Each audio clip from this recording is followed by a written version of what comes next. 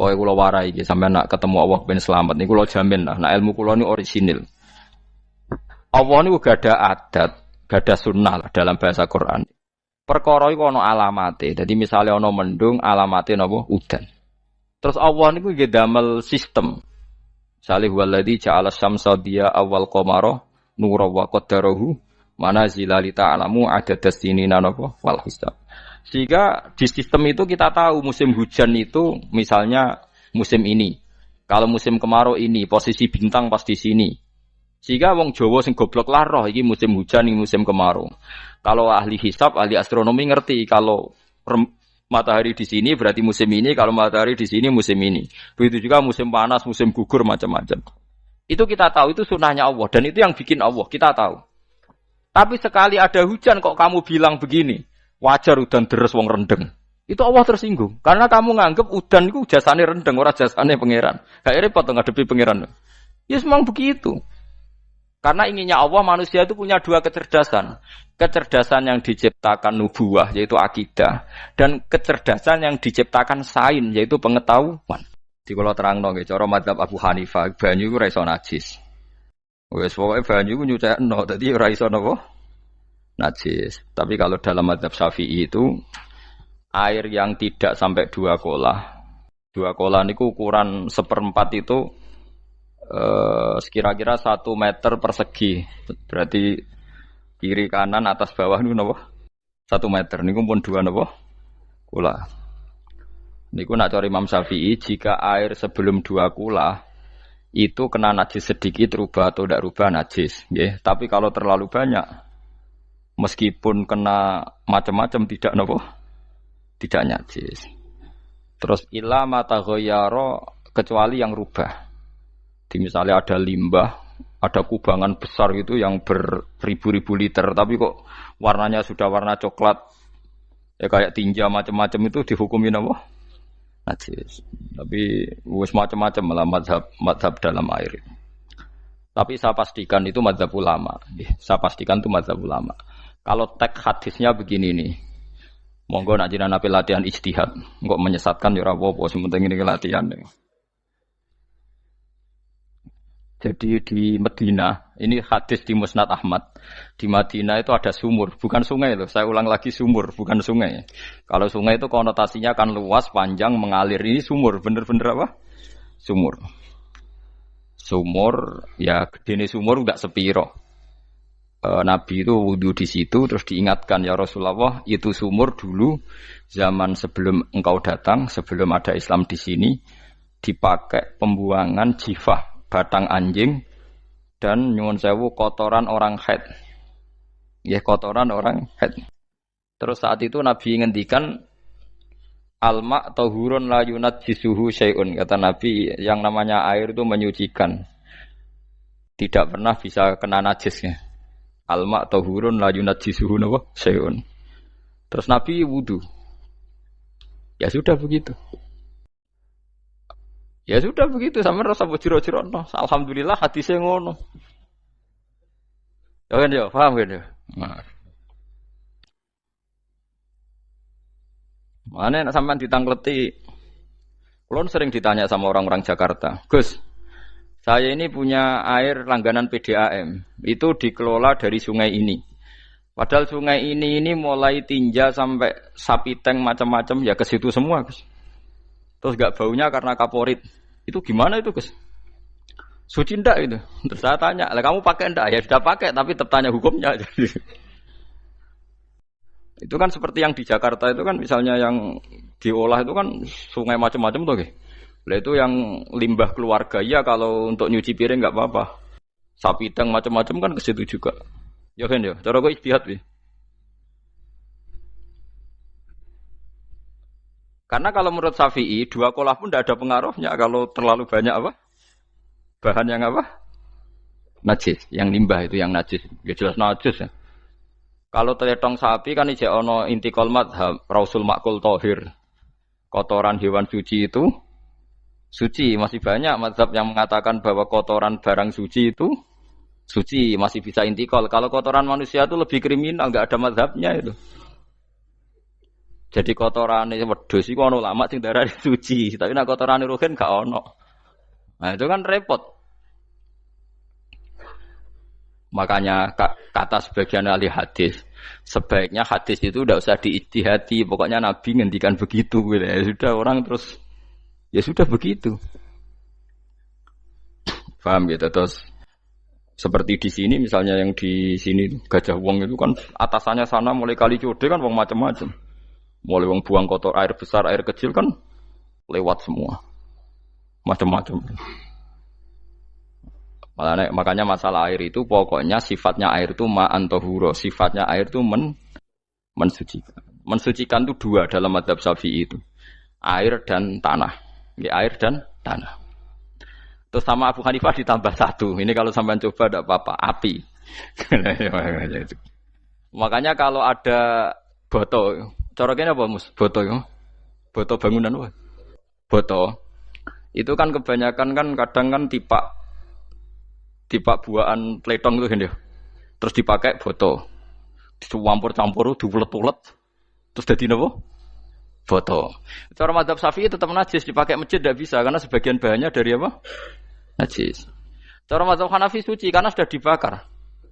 Karena api itu termasuk alat mensucikan. Alasannya Imam Abu Hanifah, orang yang fasik-fasik itu nanti disucikan pakai api neraka.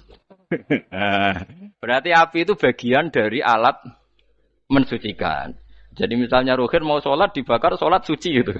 Karena api itu mensucikan. Buktinya orang-orang yang masuk neraka nanti sebelum masuk surga kalanya disucikan dengan api. Mana ada di neraka disucikan pakai air? Artinya kalau ada batu bata itu yang dipakai dari najis ya kemudian dibakar, itu berarti cara mazhab Hanafi suci. Alhamdulillah tuh. Jadi kita bikin masjid nyaman karena bahannya dianggap apa? Suci. Lewat apa? Lewat apa? Api tadi dia dibakar. Tapi yang ngeri ya. Nggih. Ben sampean ngerti mazhab gitu. Terus saya memang tak niati setiap saya ngaji entah 1 2 tak sisipkan hukum fikih karena fikih ini yang kita alami keseharian. Nggih, fikih ini yang kita alami napa? Keseharian. Makanya saya minta teks hadis tadi jangan rubah. Pokoknya ada sumur loh, tidak sungai. Sumur itu kan airnya tenang, tidak ngalir. Nyatanya Rasulullah sudah dilapuri. Ini batang-batang anjing dan bekas orang-orang haid, kotoran haid itu dibuang di situ ya Rasulullah. Terus Nabi menjawab, alma la yunajjis alma utahurun la yunajjisuhu syai'un. Terus orang-orang Syafi'iyah mentahmilkan dalam bahasa ijtihad itu dianggap itu mungkin sumurnya terlalu besar dan airnya terlalu apa? Banyak sehingga kotoran-kotoran itu tidak merubah warna. Tapi kata yang lain-lain masa yang benar aja gitu, masa banyu diam dimasuki kotoran gitu tidak apa? Rubah. Nah itu ya itulah ijtihad. Ijtihad itu ya. Ijtihad itu guyonannya kan gitu. Pendapat saya benar mungkin salah, pendapat Anda salah mungkin apa? Benar. Karena ya sama-sama mirip-mirip itu untuk menganalisis itu. Yang jelas Allah mensifati air itu ma'an tahura, bahwa air itu punya sifat dasar mensucikan. Kaya nek cara kula niku asal tidak terlalu ketok najis ngoten niku. Kaya PDAM ngoten niku. Enggak gak ambu taek terus gak ambu apa nek suci wonten mawon. Dan takoki tapi kan asal usulnya di sana najis gini. Asal usul barang kok repot. Kulo sering dibantai tiang-tiang sing terlalu napa was-was. Tapi jelas saya tahu sendiri. Sapi teng itu ngalir ke sungai gini-gini saya tahu sendiri. Tak jawab, saya juga tahu sendiri dari langit itu langsung air turun. Jadi artinya kalau dia melihat sisi najis ke sapi teng, kamu melihat sisi dari gunung Merapi dari langit kan langsung turun. Jadi kalau eling najis ya, tak eling suci ini kan saya gitu. Dia ngilingi yang sisi najisnya dari apa? Limbah apa? Keluarga. Wa anzalna minas sama'i ma'an tahura. Air itu mensucikan. Nah, terus kedua masalah fikih yang saya jelaskan di sini, tahur itu sifat mubalaghah dalam madhab selain Syafi'i. Saya ulang lagi ya. Kula warai lugat ya. Kalau orang biasa terima kasih disebut syakir, disebut apa? Syakir. Kalau terlalu banyak terima kasih disebut apa? Syakur. Kalau kadang memaafkan disebut ghafir, orang yang memaafkan. Kalau sering memaafkan disebut ghafur. Jadi dalam disiplin lughat, kalau wazan fa'ul itu berarti menunjukkan terulang-ulang.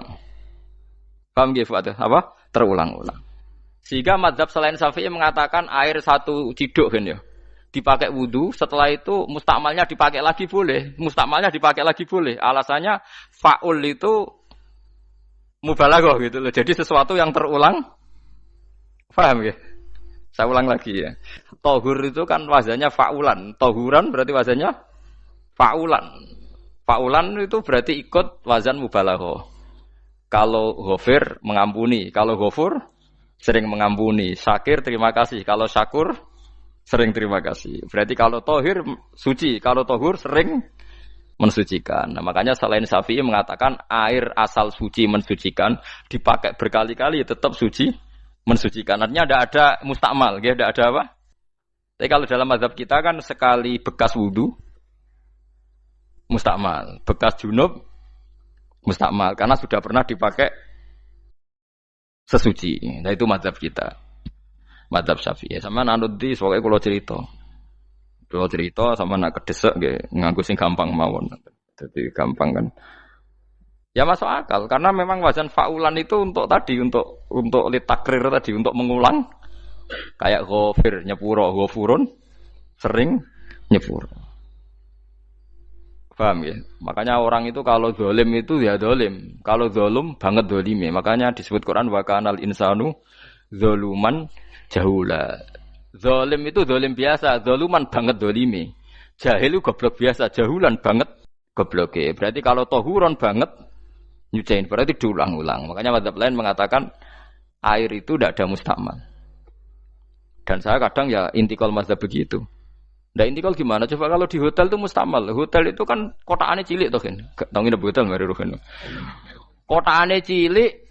Terus kalau kita misalnya junub atau apa pakai ciduk itu kan tetap nyiprat temus. Nyiprat kena banyu di kotak yang cilik. Jadi kalau gak intikal mazhab pusing kan kita. Iya kan? Terus kemudian intikal lah suci guys. Takoki pangeran, kok mbok bolak-balik intikal mazhab Gusti. Jare sapa jare Gus Pak ngono takoki. Lah kowe muni kowe kok takoki malah pusing. Kayak Mbah Khalil Bangkalan itu. Kalau nalkin mayit itu masyhur Mbah Khalil Bangkalan. Tidak nalkin mayit itu. Yo kan yo, aku sibuk urusanku akeh. Takoki malaikat ngenteni Mbah Khalil. Tinggal mire. Sing ngono tok. Nalkin meneh. Yo jiyo, soe nak takoki malaikat marbuka manabiuka ngenteni ketuane. Maksudnya ngenteni dekne. Ya sudah ditinggalin. Ya orang ditakoki wong dekne orang kabudut. Pokoke diwarai kabeh. Nah, terakhir beliau rodok modern. Ngenteni ketua rombongan pokoknya. Jadi nanti yang jawab itu ketua rombongan. Tapi aja tiru kan ngomong takoki malaikat ngentosi Gus Pak. Aku teko tutuki mawon Gusti. Tuan. Yakin muga rukin ngomong ngoten kula ngomong bukan nangkir. Kamu tahu kan tugas standar Anda apa? Ya tugas standare mung nangkir nutuki Gus. Biasa wae. Biasa nutuki takkan apa? Nah itu mungkin bagian guyone wali ku jek mungkin. Kadang orang itu engkar ndak bisa. Yaitu tadi piye wae resmi teknya Allah tu yaumana kullu unasim bi imamihim. Nanti manusia dipanggil itu per ketuanya. Bukan per individu kesuwen. Jadi ada teori itu yang mungkin benar. Ya, teori itu yang mungkin benar karena kita nanti di mahsyar juga dipanggil ketuanya dulu. Jadi ya ma'asyarus syafi'iyah. Terus Imam Syafi'i disuruh maju ya ma'asyarul malikiyah. Karena ketua ini nanti yang menciptakan mazhab. Karena ada pepatah an-nasu ala dini mulukihim. Manusia itu ngikuti tradisi ketuanya. Lagi coba orang Indonesia mbok bodoh, mbok ora, mbok pinter, mbok ora ngger Abu Bakar ya radhiyallahu anhu. Coba kalau tradisinya Syiah, mungkin Abu Bakar laknatullah alaihi kan gitu. Ya kita tidak tahu begitu. Akhirnya kita ketiban apik karena menghormati apa? Sahabat. Artinya ketua itu penting, menciptakan suasana ketua itu penting. Coba kalau tanpa ketua, mungkin kita tidak punya tradisi. Makanya yang dipanggil itu ketuanya. Paham? Makanya sampean milih ketua itu yang benar. Setidaknya orang ikhlas. Misalnya rapati bener, penting ini ikhlas. Ngeri itu kalau pas sampean dipanggil nunjuk ketua itu, kemudian ketua partai, wah panggil pangeran bingung sampean. Ketua sopo nyebut ketua partai. Ketua partai dia celuk pangeran Melayu. Wah ngadepi pangeran meriang tetep. Paham ya? Jadi nanti sampean itu ditanya itu lewat nopo? Lewat nopo? Ketua. Terus ketua nanti itu ngecek ada nur yang dipakai alamat dia ngikutin tidak. Nah, yang paling ngeri ya termasuk Rasulullah. Rasulullah itu nanti pakai standar itu. Inna umati yut'auna yaumal qiyamati hurran muhajjalin min atharil wudu. Itu kan ada tanya jawab sama sahabat. Kata Rasulullah, kamu tidak usah khawatir kalau saya meninggal. Meninggal saya itu baik. Hayati khairun lakum wa mamati khairun lakum. Saya hidup di antara kalian ya baik, setelah saya meninggal juga baik. Ya Nabi ya unik. Amma hayati fali asunna lakum as-sunan. Kalau saya masih hidup, berarti saya bisa meneladani kamu melakukan beberapa sunnah, beberapa tradisi. Sunnah itu tradisi. Jadi orang kudu artinya sunnah itu wajib atau sunat. Buktinya di Quran ada sunnatallahi latif sunnatullah fil ladzina khalau min qabl. Jadi sunnahnya, tradisinya Allah menghukumi orang-orang dulu. Itu bisa orang benar, bisa orang tidak apa? Benar. Kata Nabi, kalau saya masih hidup, fali asunna lakum asunan, saya bisa mentradisikan kamu beberapa sunnah, bisa wajib, bisa sunnah. Wa amma wafati ya khairun lakum. Kalau saya sudah meninggal nanti juga bagus. Mergo aku nak SK pundhut jare Nabi, aku jejer pangeran. Dadi nak roh kowe apik, saya muji Allah, nak roh kowe elek, langsung saya minta ampunan kepada Allah. Dan semua umatku nanti diampuni. Tapi terus Nabi mulai menangis. Tapi ada beberapa masalah. Ketika orang-orang itu ternyata umatku, mau saya ajak ke surga, kata Tuhan, kata Allah, innahum qad ahdatsu ba'dak. Mereka ini bikin aturan aneh-aneh setelah kamu Muhammad. Terus Pak aku suhkon ya sudah kalau gitu tak tinggal ke surga, tidak ikut masuk surga. Nah kemudian ulama berdebat ahdatsu itu apa? So, ada yang itu bid'ah gitu, macam-macam. Kalau ulama Sunni ahdatsu itu ya bid'ah ibadah mahdhah. Jadi misalnya orang melakukan sholat zuhur kok 6 rakaat itu kan wong nganggur papat es kesel kok malah muni 6 itu loh. Utawa zuhur kok mau 3 rakaat itu kan wis ya itu bid'ah. Karena ibadah mahdhah. Tapi kalau masalah sosial itu fleksibel. Fleksibelnya adalah misalnya dulu Nabi naik unta, orang yang anti bid'ah juga naik Innova. Padahal dulu naik unta. Orang-orang yang poligami itu ya tidak nunggu istri pertama mati. Padahal dulu Nabi poligami setelah Sayyidah Khadijah meninggal. Ya mereka baik-baik saja.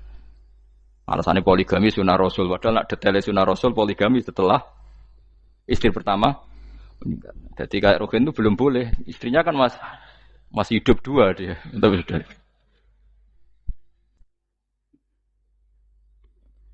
Nah, bukan artinya kalau sampean memaksakan gitu.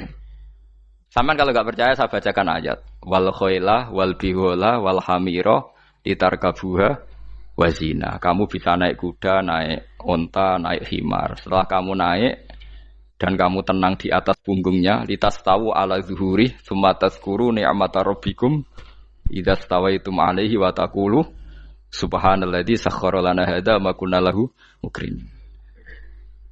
Artinya ketika kita naik unta zaman dulu dan tagnya memang unta, itu terus kamu baca subhanalladzi sakhkhara lana hadza. Apakah sekarang kesunatan baca itu kalau yang ditumpai unta, sehingga kalau yang naik Innova tidak usah baca itu gitu. Wah, aku numpakku ora unta kok, dadi ora usah maca subhanalladzi wa sakhkhara lana. Dhisik Nabi maca iku mergo numpake unta. Ya ngajak goblok bareng to, mosok umat tepuk kanthi begitu itu. Makanya sensitif, bakas bid'ah ndak itu sensitif, tidak usah dibahas, biasa saja. Nek senara cocok ya diem aja. Sudah senara cocok kalau sampai ngelakoni tapi tidak usah komentar karena jelimet. Saya pernah ditelepon orang, dimaki-maki. Orang Sidoarjo. Padahal wong Jawa Timur, ya aneh. Kan ada orang matur Rasulullah namanya Abdullah bin Amr. Ya Rasulullah saya ini kuat puasa terus. Kata Nabi jangan, puasa 1 bulan 3 hari saja itu sama dengan 1 bulan penuh karena satu puasa sama dengan 10. Masih balelo terus termasuk menyangkut Quran. Ya Rasulullah, saya ini tiap hari khatam Quran, jangan 1 bulan sekali saja baru khatam. Enggak ya Rasulullah, saya ini ingin sering khataman. Ya sudah kalau gitu seminggu sekali sab'al layal. Saya lebih kuat ya Rasulullah, 3 hari. 3 hari saja khatam sekali. Iqra'hu fi salasin kata Nabi. Ya Rasulullah, saya lebih kuat ketimbang itu. Tidak ada yang lebih baik ketimbang itu kata Nabi. Kemudian orang itu anti semaan karena semaan itu kan 1 hari khatam. Paham ya? Maksudnya hadis tadi yang di Bukhari dipakai dalil anti apa? Semaan karena semaan itu 1 hari apa? Khatam. Lewat telepon pertama lewat santri saya, terus lama-lama lewat telepon. Saya tanya, kamu bacanya hadis kira-kira sama saya banyak mana? Kayaknya banyak jenengan. Terus saya tanya, betul Nabi menyuruh khatam tiap 3 hari? Ya. Betul Nabi nyuruh khatam tiap 1 bulan? Ya. Ya sudah lakukan saja. Anda sering enggak khataman tiap 3 hari? Tidak pernah, setahun aja tidak mesti. Lah iya kalau Nabi melarang baca Quran tiap hari kamu setuju, tapi Nabi nyuruh tiap hari khatam kamu tidak setuju. Enggak apa-apa, kamu anti semaan enggak apa-apa, tapi lakukan perintah Nabi tiap 3 hari khatam. Menang deh. Lah itu maksud saya. Anda tidak apa-apa milah-milah bid'ah sesuai versi Anda, pemahaman Anda, tapi yang fair. Kalau Anda anti semaan ya harus tiap 3 hari khatam karena dawuh Nabi iqra'hu fi kulli salasin. Enggak juga kan, mereka juga orang yang enggak jarang baca. Jarang baca apa? Lah itu enggak fairnya di situ. Makanya nggih biasa mawon. Cuman semaan hafal Quran wis semaan. Nah hafal Quran ya wiridan, malah lucu to hafal Quran kok semaan. Ya yes, ngono ae hafal ya nyemak kan, kok kesel dimulai. Jadi bang nyemak sampai gremeng. Bariku mangan entek akeh kan malah lucu. Wong nyemak yo udah kurang ajar. Jajal kok nyemak ki delok ngarep mbek guri tok, agar kebar ya wis. Aku seru kelakuane wong nyemak.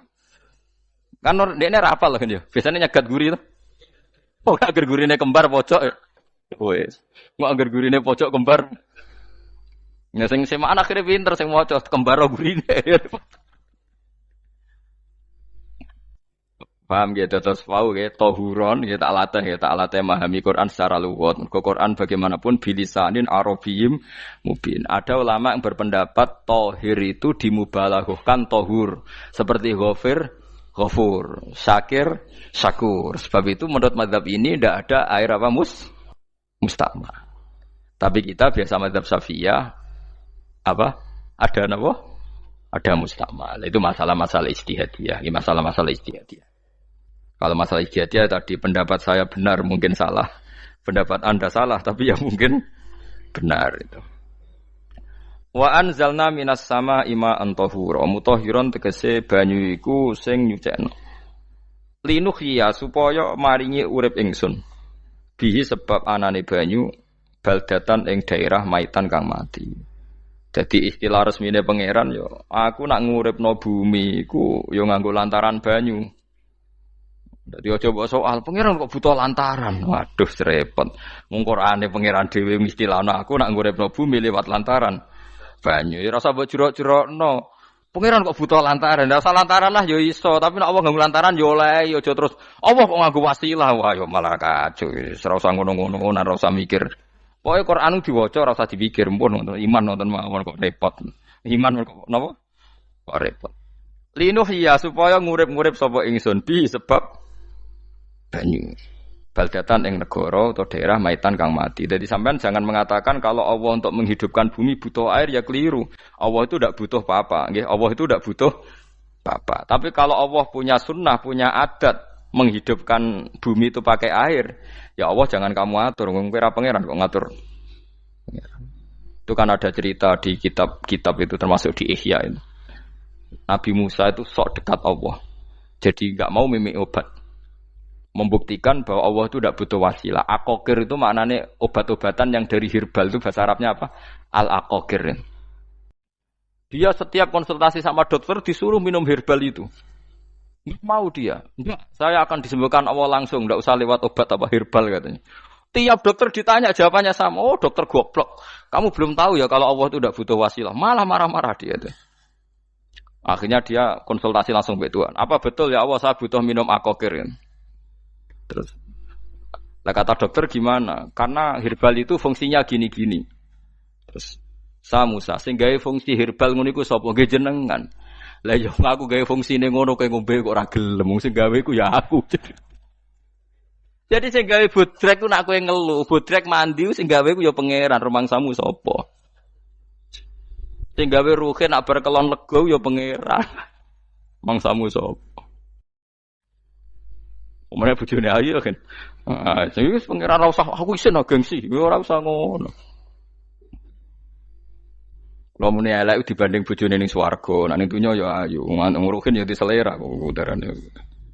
Paham gitu terus itu masalah yang enggak akan selesai ila yaumil qiyamah. Jadi ada cara pandang langsung Allah itu ya bisa. Tapi misalnya ada sunnatullah ya jangan kamu tentang. Termasuk Nabi Musa akhirnya Nabi Musa mau minum. Setelah minum sembuh. Terus ketika sembuh diberitahu Allah, memangnya kenapa kalau minum obat itu? Obat itu ada khasiatnya yang bikin juga Allah.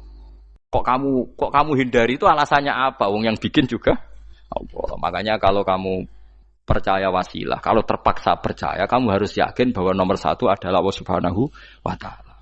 Kalau kamu takut orang itu syirik, ya gak apa-apa, kamu lawan, harus kamu lawan. Memang selera kamu begitu. Kamu harus tidak usah ikut pakai, wong kamu khawatir, tidak apa-apa. Jadi sing khawatir syirik, ora usah nganggo ali-ali, ora usah nganggo ake. Tapi sing seneng dagangan, ya nganggo. Ora usah jimat-jimatan, ini niati napa? Booming ngoten mawon niati dagangan. Kulo nu diakek larang sedurunge rame-rame akek. Barang akek kerame terus mboten kula nggo. Wah, darani murah repot. Nggih kula mboten sombong. Dulu akeknya bapak itu zaman Bapak Sugeng tuh pernah ditawar ditukar mobil. Zaman itu mobilnya seharga 60 juta. Dan itu wasiat bapak untuk saya. Saudara saya sepakat itu untuk saya. Dulu kadang-kadang tak pakai. Setelah akek booming terus dikira ini yang gelondongan berapa kilo. 25.000 muruah camah cara Jawa camah tidak pernah tak pakai. Saya yakin ikut turun itu aki-aki yang mahal itu karena dikira yang produk ya yang masal itu yang itu. Paham gitu terus sampean biar tahu duduk perkara ini. Jadi tohur ya tohuron itu sifat mubalaghah. Tapi kalau dalam mazhab Syafi'i tohur itu ismul alat. Jadi tidak maknanya mengulang-ulang sehingga Imam Syafi'i tidak membolehkan wudu pakai air apa? Mustamal. Lah menurut hadis kayaknya benar Imam Syafi'i secara lahir. Karena Nabi ngendikan sisa air wudu itu membawa dosa Anda. Kata Nabi, jika seseorang wudu maka kotorannya keluar dari ajfan, dari pelapuk mata, dari apa sampai keluar dari mimbaini adzofirih, sampai keluar dari bawah-bawah apa? Kuku. Sehingga kalau air ini sudah membawa kotoran dosa Anda, berarti air ini kan sudah menjadi air kotor. Andai kan Anda mukasyafah, maka air ini sudah penuh dengan kotoran. Enggak mungkin air yang sudah penuh kotoran dipakai wudu lagi. Itu cara berpikir Imam Syafi'i. Ya sampean ikut mana ya? Ya gampang kan kalau keadaan normal ya ikut Syafi'i, kalau air banyak, kalau tidak normal ya ikut mazhab yang lain. Kan gampang. Gitu aja kok repot tuh. Ya itu pentingnya orang ngaji ya di situ tuh harus banyak pilihan. HP kartune loro masa madzhab mesti tok. Nah, itu gitu. Ya pokoknya gitu. Kalau yang percaya wasilah ya pakai istilah pangeran linuhyabi baldatam maita ada kata bihi. Allah menghidupkan bumi itu dengan pelantaraan air padahal Allah tidak butuh perantaraan. Tapi yang anti ya enggak apa-apa. Memang yang percaya wasilah itu ya bahaya juga. Ya yes, pokoknya yes. Sudah pakai 2 kartu apa susahnya tuh. Ya enggak apa-apa. Asal ada ilmunya. Ya, tidak karena emosi. Memang ada apa? Ada ilmunya. Linuh ya bihi baldatam maita. Wanus qiyahu. Lan nyirami ingsun yastawi podo baldatam maita bitakhfif lan takhfif maita maksudnya buatan mayita tapi napa maita yastawi podo fi ing dalam dawa maita napa al mudzakkar muannas lan muannas zakarahu mudzakkarna sapa Allah taala hu ing dawa maitan bi tibaril makani kelawan diitung tempat. Maksudnya maitan. Wanus kiyahu meniku masalah nahwu. Lan nyiramno ingsun hu ing banyu ilma ategese banyu mimma sing perkara kholakna kang wis gawe ingsun. Ingsun gawe siraman aman ing pira-pira raja kaya kewan. Ibilan tegese unta wa bakaronan sapi wa namanan wedhus. Wa anasya lan pira-pira manusa kafiron kang akeh. Iki unike Quran, kadang kewan mbek manusa iku dibakas dhisik kewane. Engko nek ndelok dosa mbek ora ya apik kewan. Tapi nek ndelok diakal mbek ora ya apik manusa, tapi nek didelok manusa mbek kewan iku dosa ndi? Dosa manusa. Mulane nek salat istisqa iku kesunatane gawa kewan. Lho nggih tenan mboten guyon, sampean delok kabeh kitab fikih, nek salat istisqa kesunatane iku wong kon gawa apa? Kewan. Tapi aja kethek lho ya. Contohnya ngono iku ya kaya wedhus sapi, ngotos kaya kethek ula bulus wah, malaikate bingung wah. Ajete kewan tapi aja bulus kethek ula. Mulane teng daerah mriku, teng daerah Sarang nate kekeringan. Bareng kekeringan tiang salat istisqa ono sing go sapi, go wedhus. Delalah bar salat istisqa iku udan. Tapi kula seneng mbek kiai ini. Pas udan kiai ini ngendikan itu. Kowe aja GR nak udane krana kuwi ya krana sapi mbek wedhus iki. Mergo ora duwe dosa, mergo ora duwe dosa. Lah ya itu agama. Agama itu kita ta'abudi. Wong kita jare makhluk paling terhormat. Tapi nyatane nak istisqa butuh bantuan kewan. Itu kesunatan istisqa ngoten to. Tem mriki ngoten mboten. Do nuntun wedhus to. Napa? Mboten sing tek teng kitab-kitab Pak Sami to. Kan go kewan kan? Ya, tapi ya soal kewan mau iso mbayakno.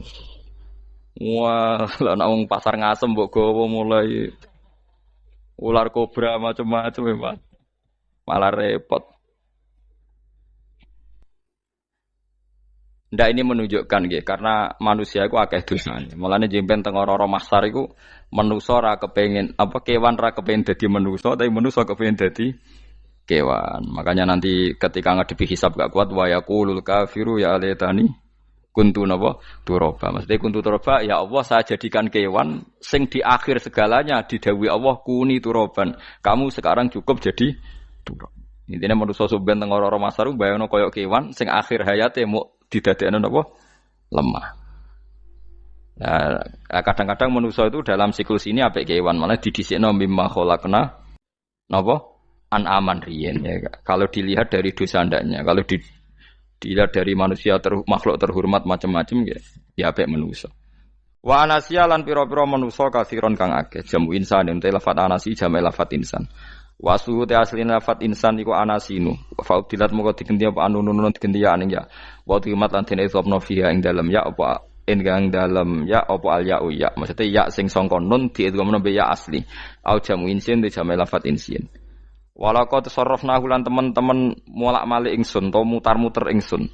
Hu ing ma'il ma'atik se banyu bainahum antarane wong akeh liat zakaru supaya gelem eling sapa ngakeh. Asluhu ya tadzakaru. Niki kok usum nahwu le ultimat ya gamna apa ata fi dzalik ing dalam dal wa fi qiraatin liat kuru bi sukuni dzal wa dhammil kaf. Liat kuru nikmat Allah ing nikmat Allah taala bihi klan ma fa aba mongko moh sapa aksarun nasi sapa akeh manusa. Moh ila kufuron kecuali mungkiri ning nikmat juhudan tegese mungkiri ning nikmat ngingkari ning nikmati maring nikmat haitsu qalu sekirane ngucap sapa ngakeh mutirna bina ikada mutirna den kei udan kita bina ikada sebab posisi perbintangan iki supaya kula warai iki sampeyan nak ketemu Allah ben selamat niku kula jamin lah nak ilmu kula ni orisinil Allah niku gada adat gada sunnah lah dalam bahasa Quran ini. Perkara iku ana alamate. Dadi misale ana mendung, alamate napa? Udan. Terus Allah niku nggih damel sistem.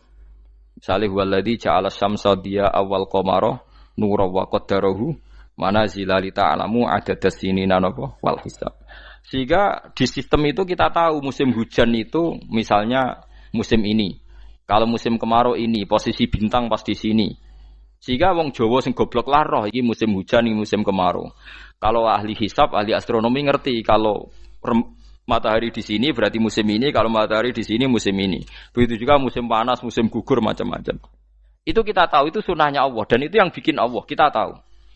Tapi sekali ada hujan kok kamu bilang begini, wajar udan deres wong rendeng. Itu Allah tersinggung karena kamu nganggep udan itu jasane rendeng, ora jasane pangeran. Gak repot to ngadepi pangeran. Ya memang begitu. Karena inginnya Allah manusia itu punya dua kecerdasan. Kecerdasan yang diciptakan nubuwah yaitu akidah dan kecerdasan yang diciptakan sains yaitu pengetahuan. Itu inginnya Allah. Jika menyangkut hisab dan ru'yah yang diperdebatkan oleh Muhammadiyah itu sebetulnya juga masalah sepele. Masalah sepele itu begini. Siapa sih yang mungkiri hisab? Wong hisab itu ya nasib pangeran li ta'lamu adadasinina wal hisab. Siapa sih yang mungkiri ru'yah? Wong ru'yah itu hadisnya sahih. Yasumu li ru'yati wa aftiru li ru'yati. Fa in humma 'alaikum fa akmilu iddata sa'ban salasina yauman. Jika kamu ragu ya ikmal. Ikmal itu menjadi 30 hari. Sekarang sampean saya tanya, ikmal 30 hari itu dari hisab apa ru'yah? Hisab kan namanya ikmal itu pakai saiki wis 29, nak kepen ikmal 30. Lho ikmal itu ru'yah ta hisab? Hisab. Jadi apa susahnya sih pakai dua ilmu itu? Tapi sekarang jadi politik identitas. Pokoknya kalau ru'yah itu NU, kalau hisab itu Muhammadiyah. Terus dijak goblok bareng kan gitu ya. Mulane susah jadi ulama itu. Mergo dijak goblok nih. Ya sama seperti kunut ndak kunut. Saya Muhammadiyah itu lahir tahun 1912, NU 1926. Orang tahu semua sebelum itu zaman Madzhabul Arba'ah Abu Hanifah itu ndak kunut. Imam Syafi'i kunut. Terus kamu bilang Syafi'i NU, Abu Hanifah Muhammadiyah. Memangnya Imam Syafi'i tahu Rois Am?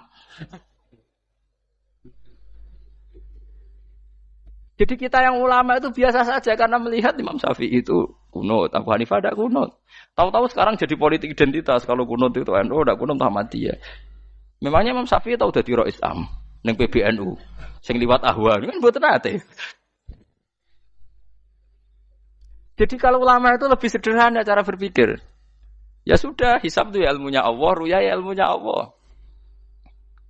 Jadi misalnya dagang dihitung, kalau dihitung itu rasional berarti sain. Kalau tidak dihitung kok berarti jenenge kejutan ya enggak, kita pernah ngalami kita pernah ngalami dua-duanya kan. Dihitung ya pernah laba, kejutan ya pernah. Musim sulit dagang rugi ya biasa, kecengklok rugi kebodhon biasa, lama pernah anggap aja kalau rutin namanya sain sesuai hitungan pengetahuan. Kalau model ngono kejutannya selesai kan. Kok dibenturkan? Kejutan sama rutin itu absolut mana? Akurat mana? Ya ngajak goblok bareng. Paham ki biasa mawon wong sing seneng ilmu tuh ben biasa roh iku roh dojo ben. Ya ben biasa. Nah sekarang itu usum, anti ilmu itu usum. Yang usum sekarang itu politik nopo identitas. Kalau batik wong Yogyakarta, wah batik nasional berarti wong batik wong Indonesia, anak batik ra wong Indonesia. Jadi batik nopo pakaian nopo nasional. Ya wong golek hadis nganti ngelu kesunatan ibadah nggo klambi putih. Ora ana kesunatan ibadah nggo klambi nopo? Batik. Tapi nak kowe wong alim ben diarani klambi putih gak wajib, kudu kadang-kadang nganggo batik, nggo nunjukno nak nganggo putih iku. Saya tuh seingat saya belum pernah ngaji gak pakai baju putih. Karena pikiranku sering ditanya, Gus kowe wong alim ra tau joban. Nak joban koyo wong Arab. Nak batik kesane kok ora sunah Rasul seneng putih, setengah-tengah nganggo hem putih wis sunah Rasul tapi tetep Indonesia. Wis tak pikir nonton. Lah kan ra mikir nganggo batik. Tapi itu tadi, saya masih husnudzon. Jika jadi tren, nganggo klambi hem putih dianggap wajib, harus ada yang pakai batik untuk menunjukkan kalau ndak wajib. Lah mungkin dia termasuk begitu melok. Makome dekne iku wis nglurusno. Enggak tahu saya kalau. Oh itu berarti sudah tinggi, kelasnya sudah tinggi. Jadi menurut saya tengah-tengah ya pakai hem putih kalau sholat. Tengah-tengahnya adalah nak jubah terlalu Arab. Nak batik be Nabi ngendikan kesunatane ibadah itu pakai putih. Nganggo mori kok mati ya sudah sudah tengah-tengah. Menurut saya, sama ndak harus ikut saya. Tapi jika itu dianggap wajib, kadang-kadang jangan pakai putih. Seperti Jabir bin Abdullah itu terang-terangan sama tak ceritani. Dulu ketika Jabir bin Abdullah sahabat yang terkenal itu Jabir itu termasuk minas sabiqin al-awwalin itu. Jabir itu sholat di masjid itu bajunya dicopot. Terus sarongan itu dicancang di gulu. Kayak wong kuno-kuno. Sarongan sitok dicancang di gulu. Bawa baju diletakkan di sokol masjid. Setelah itu orang tabiin melihat dia secara sinis. Tabiin itu generasi setelah sahabat. Marah-marah ketika dimaki, masa engkau sahabatnya Nabi sholat bisa bin Wahid pakai baju satu dicancang bisa. Jabir mulai cerita. Kamu jangan bilang pakai serban itu sunat, kamu jangan bilang pakai jubah sunat. Bagaimanapun menjadi sunat karena kamu punya. Sehingga kamu bilang sunat karena kamu punya. Dulu kita zaman Rasulullah masih hidup, kita semua itu tidak punya baju, punyanya satu.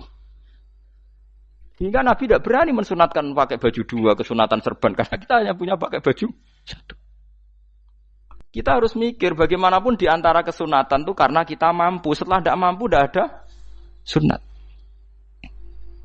Terus Jabir mulai marah-marah, termasuk yang diceritakan. Kalau kamu bungkus orang mati gimana? Ya tak bungkus utuh sampai sikil bedasi raketok. Ya kan ya, nah ini yang mati dibungkus sempurna tuh. Nanti kok pepes itu ya dibungkus. Terus bariku lagi dibuka raine ya. Ya mus. Sing mudin-mudin rai ya. Terus Jabir cerita. Cara kowe wajib ta ora jare Jabir? Nggih wajib. Ya wajib mergo iso. Terus dia cerita, dulu Sayyid Hamzah, dulu bapak saya Abdullah Jabir bin Abdullah. Itu saking enggak adanya baju.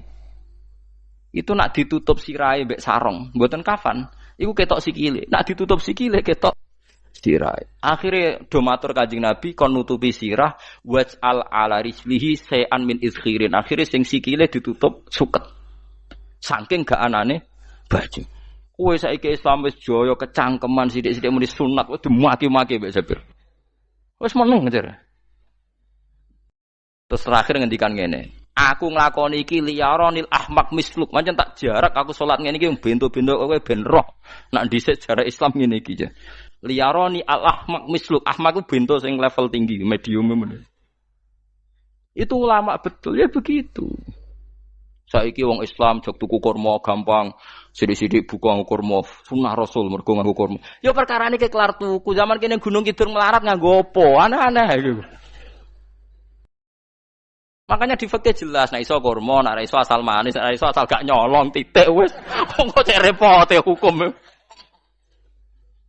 Bagaimanapun kue kecangkeman muni sunan mergo mampu. Zaman kira mampu orang muni ngono padahal hukum itu dhisik-dhisik. Hukum itu baru apa sudah kemarin-kemarin?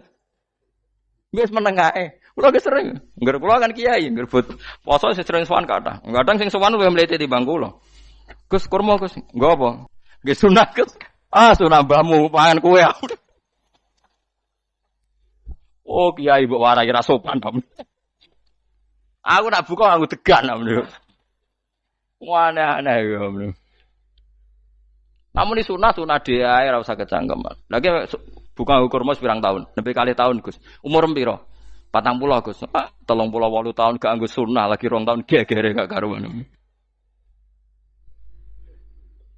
Biasa saja. Dulu Nabi itu ya biasa. Nabi kalau zaman ngendikan yang ngeper sampai 4 kali. Kalau gak mampu ini, kalau gak mampu ini. Nabi kalau ngendikan ya gitu sampai diulang-ulang. Karena Nabi tahu tidak semua umatnya gampang mendapatkan itu. Misalnya kafaroh puasa 2 bulan nuntut, kalau tidak bisa ngasih makan orang miskin sekian, kalau tidak bisa gini sampai habis. Kulo ma'rufin sedekah, kalau tidak bisa ya Rasulullah firsana satin, sampai ludus gak usah sikit tamrotin. Kalau gak bisa fabi kalimatin thayyibah, cangkem sing apik. Nek ra iso sementing aja merengut. Terakhir walau bitol qatin apa? Wajin. Itu lama mewarisi sekian kebaikan yang diajarkan Nabi, tidak terus dipatenkan satu ngel-ngel wong akeh. Kono apa ngekek kurma kok khutbah bareng sumpah. Wes pangan dhewe entekno. Ya ana sing sabar, wis kula tobat Gus mun mboten ngomong-ngomong ngono ya. Ya biasa saja kalau ingin sunah-sunah biasa saja. Dawe Nabi wal qasda tabluhu. Kamu itu yang biasa saja. Biasa itu ya standar saja. Ya biasa. Jadi Nabi dulu kalau melakukan sunnah itu biasa. Sunnatun sanaha Rasulullah sallallahu alaihi wasallam. Ini sunnah yang dilakukan Nabi. Tapi di luar yang azimah. Azimah itu yang wajib atau fardhu ain itu sahabat biasa. Karena bagaimanapun kita bisa begini karena mampu. Seperti Jabir tadi. Orang bisa sholat pakai serban, pakai jubah karena mampu. Zaman Nabi awal Islam. Sama lihat Bilal. Ada nak belodor gitu tuh. Sama lihat film Umar atau film-film Bilal. Itu memang nyata dulu itu la yajidu ahaduna illa thawban wahidan. Tidak ada yang kecuali punya baju apa? Sama dulu film-film, mulai versi seneng kitab sampai versi film itu sama.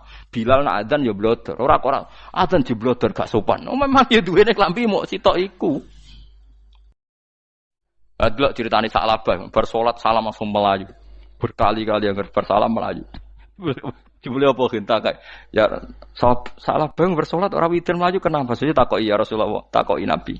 Sa'labah kata sahabat-sahabat kowe nak salat bar mulai langsung melayu. Ya Rasulullah, kami kula namung setunggal, istri saya di rumah aja utuh. Iku saking tidak adanya baju. Nah, saiki nang sunatno kon. Ya begitu. Makanya ketika Sayyidina Umar idza ausa Allah fa ausiu. Nanti kalau sudah jembar ya jembar. Nak lagi ruwet ya ruwet. Ya sudah biasa saja. Paham ya? Jadi kalau suwun misalnya malah yudroku kulu, la yudroku nopo kulu. Kalau tidak bisa semua jangan sama sekali. Jadi misalnya kita tidak bisa jubahan, tidak bisa serbanan mergo wong Arab. Supaya saya ndak keriting jubahan kok tonggo ya guyu. Paham ya? Wah aneh ngono. Kemudian nek ora kaji kok jubahan malah digugat wong akeh. Ya sudah pakai hem putih saja. Sementing dua semangat sunnah putihnya misalnya. Ya tengah-tengah gitu. Tapi kalau kira-kira dianggap wajib ya kan ganti badik kayak Ruhin itu. Itu makomnya sudah itu tadi. Sudah tinggi sekali. Ya Nabi itu kan misalnya Nabi nyifati rambut yang baik itu yang lurus ngombak gitu. Sifatnya Dajjal itu keriting. Tapi yang keriting ya enggak apa-apa. Bukan berarti wah keriting mirip Dajjal ya enggak gitu. Ya itu kan Allah menunjukkan kekuasaan. Nanti kalau Allah bikin lurus semua dikira enggak mampu bikin yang keriting. Ya sudah dibikinlah yang keriting. Ya sudah gitu biasa saja buatan berlebihan. Paham gitu. Jadi Nabi itu kalau ngendikan seingat saya ini hafal banyak hadis. Kalau ngendikan tuh sampai berkali-kali. Itu tadi mulai kalau sedekah pakai ini. Kalau ndak mau ini sampai mulai firsana satin sambil wedhus ijek larang. Walau bisik kita meroh separone kurma. Masih kadang ndak mampu fabi kalimatin thayyibah. Enggak mampu lagi. Ya, soalnya tak sedekah walau bitol qoti wajin. Sedekahlah meskipun dengan ceria. Itu sirinya kenapa saya ngaji guyon. Karena paling ndak ceria itu happy. Coba kalau saya ngaji merengut, menang terus ketok nyesal. Terus sing ngaji kan mikir, Gus bak kurang apa? Kita ngaji ku ono sing kurang. Oh, terus yang keduanya nafsir wah paling kurang sangune. Wah jadi repot. Mulane kula ngeten wis tak pikir, mangsa ora tak pikir. Guyon kula mek sampean nangis mbon ndi ganjaran akeh ndi. Mergo guyon kula bi ilmen nangis sampean mikir utang. Jadi terakhir sedekah talqati wajhin, wajah yang ceria, yang happy. Kowe iki happy kan yo seneng, paling gak mikir nasibe kan. Kiai iku happy sebenes. Jajal misalnya kayak kiai kok Rugen sumpeng maca kukar-kukur, bariku angop. Bariku kukur-kukur meneh. Kan wong mikir. Wayahe tanggale bayar apa piye kredite. Waduh. Apa wayahe ditarik sepeda motor kan orang terus menafsirkan macam-macam. Sing elek sing wong alim mulai nafsiri paling tertipe ra iso. Wah, paling elek. Ya nek wong alim kan ana ukur-ukur mesti nek sing suudon kan paling macane bingung terkipe ngono. Ya macam-macam lah sesuai asumsi napa. Jadi kula suwun sama nek dadi kiai nek ra iso sedekah macamnya terakhir ceria. Mergo Nabi ngendikane terakhir tasaddaku walau bitol qoti wajhin. Bersedekahlah meskipun dengan keceriaan napa muka atau wajah. Namun kalau itu Nabi diulang-ulang. Jadi kalau ngendikan tuh diulang-ulang. Sekarang tuh orang mau mendorong sunnah Rasul itu satu. Ya berat bagi yang nggak bisa melakukan itu apa? Yang nggak bisa melakukan itu apa? Berat. Jadi dibacalah hadis itu dibaca utuh. Ya bukan kita apa ya sekolah kepingine kabeh umat Nabi itu happy. Mergo selama itu tidak maksiat berarti anut ajaran Kanjeng Nabi Muhammad sallallahu alaihi wasallam. Ma khuyira Rasulullah baina amrayni ilakhtara aisarohuma malam yakun isman. Rasulullah itu tidak pernah disuruh milih dua hal yang berbeda kecuali milih yang paling gampang. Asal itu tidak barang dosa. Itu hadis muttafaq alaih. Ma khuyira Rasulullah baina amrayni ilakhtara napa aisarohuma malam yakun napa isman. Jadi Nabi itu tidak disuruh milih dua hal, mesti milih yang paling gampang asal tidak nopo dosa. Makanya Nabi kalau ditanya, ya Rasulullah, sampai nanti tawaf pakai unta apa enggak? Kesel ndi? Nggak kesel melaku, ya naik unta saja. Makanya Nabi kalau tawaf dulu pakai apa? Unta. Terus saya mulai Arab Saudi PG MRT berkoordinasi Nabi unta, terus saya nganggo apa? Kereta lingkar. Sekarang baru diperdebatkan. Cek kurang ajar itu sebenarnya no tamu spesial, misalnya pejabat negara sebenarnya atau tawaf numpak kereta muter. Diarani rasa dhisik Nabi numpak unta, diarani sah cek kurang ajar ning dhuwur.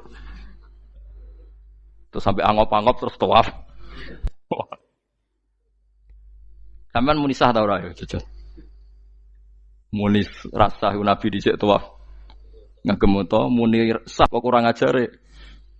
Wah, ya misalnya numpak kereta asenan ya, mbek anggap sithik-sithik sebeng 7. Kurang ajar juga. Saat ini lebih diperdebatkan, tapi ya mbak.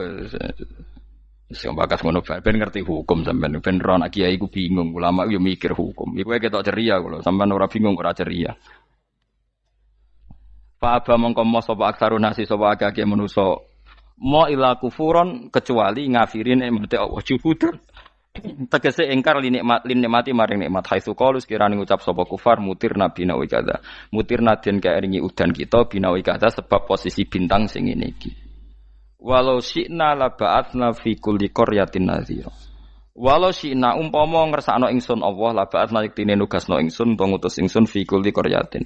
Ing dalam saben-saben daerah desa nadhiron ing wong sing ngelingno. Umpama Allah ngersakno kabeh desa yo nabi, tapi kok kakek nabi malah repot kan. Yukhawifu kang ngekeki peringatan sapa nabi ahlah ing penduduk Qaryah. Walakin ba'asnaka tetapi ini ngutus ingsun ka ing sira Muhammad ila ahlil qura maring kabeh penduduk kuliah sekabehane ahlil qura nadhiran khalidati nadhir khalidati nabi liya'zuma supaya gedhe apa ajruka ganjaran sira. Tapi kabeh nabi niku nggih pokoke Allah mampu mawon tiap desa dikai nabi, tapi Allah ndak melakukan itu, cukup nabi sitok terus kabeh iki kon anut Nabi Muhammad sallallahu alaihi wasallam. Mulane ana guyonan wong Arab wong Jawa apik endi? Apik wong Jawa aja. Wong Arab iku cara obat iku dosis tinggi, mulane dikirimi nabi. Wong Jawa cukup mudin, cukup kiai wis Islam. Dadi rapati salah lah. Penyakitnya ringan, jadi diobati kiai iku wis dadi iman. Nah wong Arab kudu napa? Nabi. Berarti penyakit berat mbek ringan apik endi? Apik ringan, mulane jare kiai Jawa, kita apik wong Jawa kus mbek wong Arab. Mergo ora butuh napa? Nabi. Berarti dosisnya kan kecil ya, rendah. Sauni-unimu wis. Wong bingung, ngono kok omongane wong napa? Bingung. Lha opo nganalisis ngono barang. Ya wong nganggur iku repot. Pala tutik mongko aja nurut sira al kafirin ing pira-pira wong kafir fi hawahum ing dalam hawa nafsune kafirin. Dadi kaya aja anut wong kafir ning menyangkut hawa nafsu. Tapi nek menyangkut kebaikan wong kafir sing kita kadang kalah baik dalam hal sosial. Ya malah Allah kadang melehno kita mergo kok kalah mbek wong kafir. Nggih misale ngeten iki makanya Imam Suyuti nafsiri falatutil kafirin ai fi hawahum. Dalam hal yang bersifat hawa napa? Nafsu. Misalnya begini saya contohkan Allah melehno wong mukmin. Ada sahabat ketika perang itu tangannya terputus, kakinya juga terputus. Terus matur Rasulullah, ya Rasulullah gara-gara perang derekno engkau saya tangannya putus, kaki saya putus. Ternyata tidak diapresiasi sama Allah, malah disalahkan. Gini kok Allah terus nurono ayat iyam saskum korhun faqad masal qoma korhum misluh. Jika Anda luka karena perang, orang kafir pun luka. Wong kafir wong gento wae wani luka demi kekafiran, kok kuwe wong Islam jare demi Allah ora wani luka. Jika masyhur di kalangan para ulama, nanti setiap kebaikan itu dibandingkan kezaliman. Ya saya ulang lagi, nanti setiap kebaikan itu dibandingkan kezaliman. Misalnya kita jadi kiai ora enak, ora gaji tetap, setepak-tepakan, kadang untuk duit, kadang ora. Enak jadi PNS, gajinya tetap. Nanti kita disalahkan Tuhan. Pedagang narkoba itu gajinya juga enggak tetap. Risikonya tinggi, ditangkap polisi, hukumannya mati, itu saja berani. Kowe nyai trimo ngono ra wani. Kowe tahajud kanyeben, bengi-bengi tangi tahajud kanyeben. Tukang maling ayam bengi-bengi tangi nyolong. Risikonya tinggi ya anyep wani. Jadi nanti kowe di depan Tuhan dimaki-maki, kesalehan kita akan dibandingkan kezaliman. Lan ana wong saleh diutangi dhuwit ora oleh medhit. Sebenarnya dibandingno maling mbek maling utang-utangan wong saleh ora utang-utangan. Ya emang begitu. Nah itu yang dimaksud ayat intakunu ta'lamuna fa innahum ya'lamuna kama ta'lamun wa tarjuna minallah ma la yarjun. Jika kamu merasa sakit karena berjuang demi agama, orang-orang zalim juga sakit karena kezalimannya. Toh mereka berat. Coba jadi kiai bandar narkoba resikonya tinggi mana coba? Resiko jadi bandar narkoba. Antar geng narkoba juga musuhan, takut ditangkap polisi. Jadi kiai paling ono kasut sithik-sithik. Paling wong ngrasani. Kiai iso ngene omong tok ora iso nglakoni paling gitu. Padha kiai ini paling hasud. Ya sithik-sithik lah, paling srek. Kalau bandar narkoba gak cocok nembak. Karena rivalitas mereka ekstrim. Jika kalau sampean cemen jadi kiai nanti ya diingatkan Allah dibandingkan orang apa? Zalim. Jadi eling-eling ya. Terus semua kesalahan kita, loyalitas kita pada agama nanti dibandingkan orang zalim karena mereka loyal sama pekerjaannya, sama kezalimannya. Enggak terus preman-preman nak belani kanca wani mati. Kadang kiai santri belani kiai ini rapati wani mati. Wes repot preman-preman nak tobat wis repot. Kula nu rada nyesal mek tobaté preman. Nak ana preman teng perapatan tobat.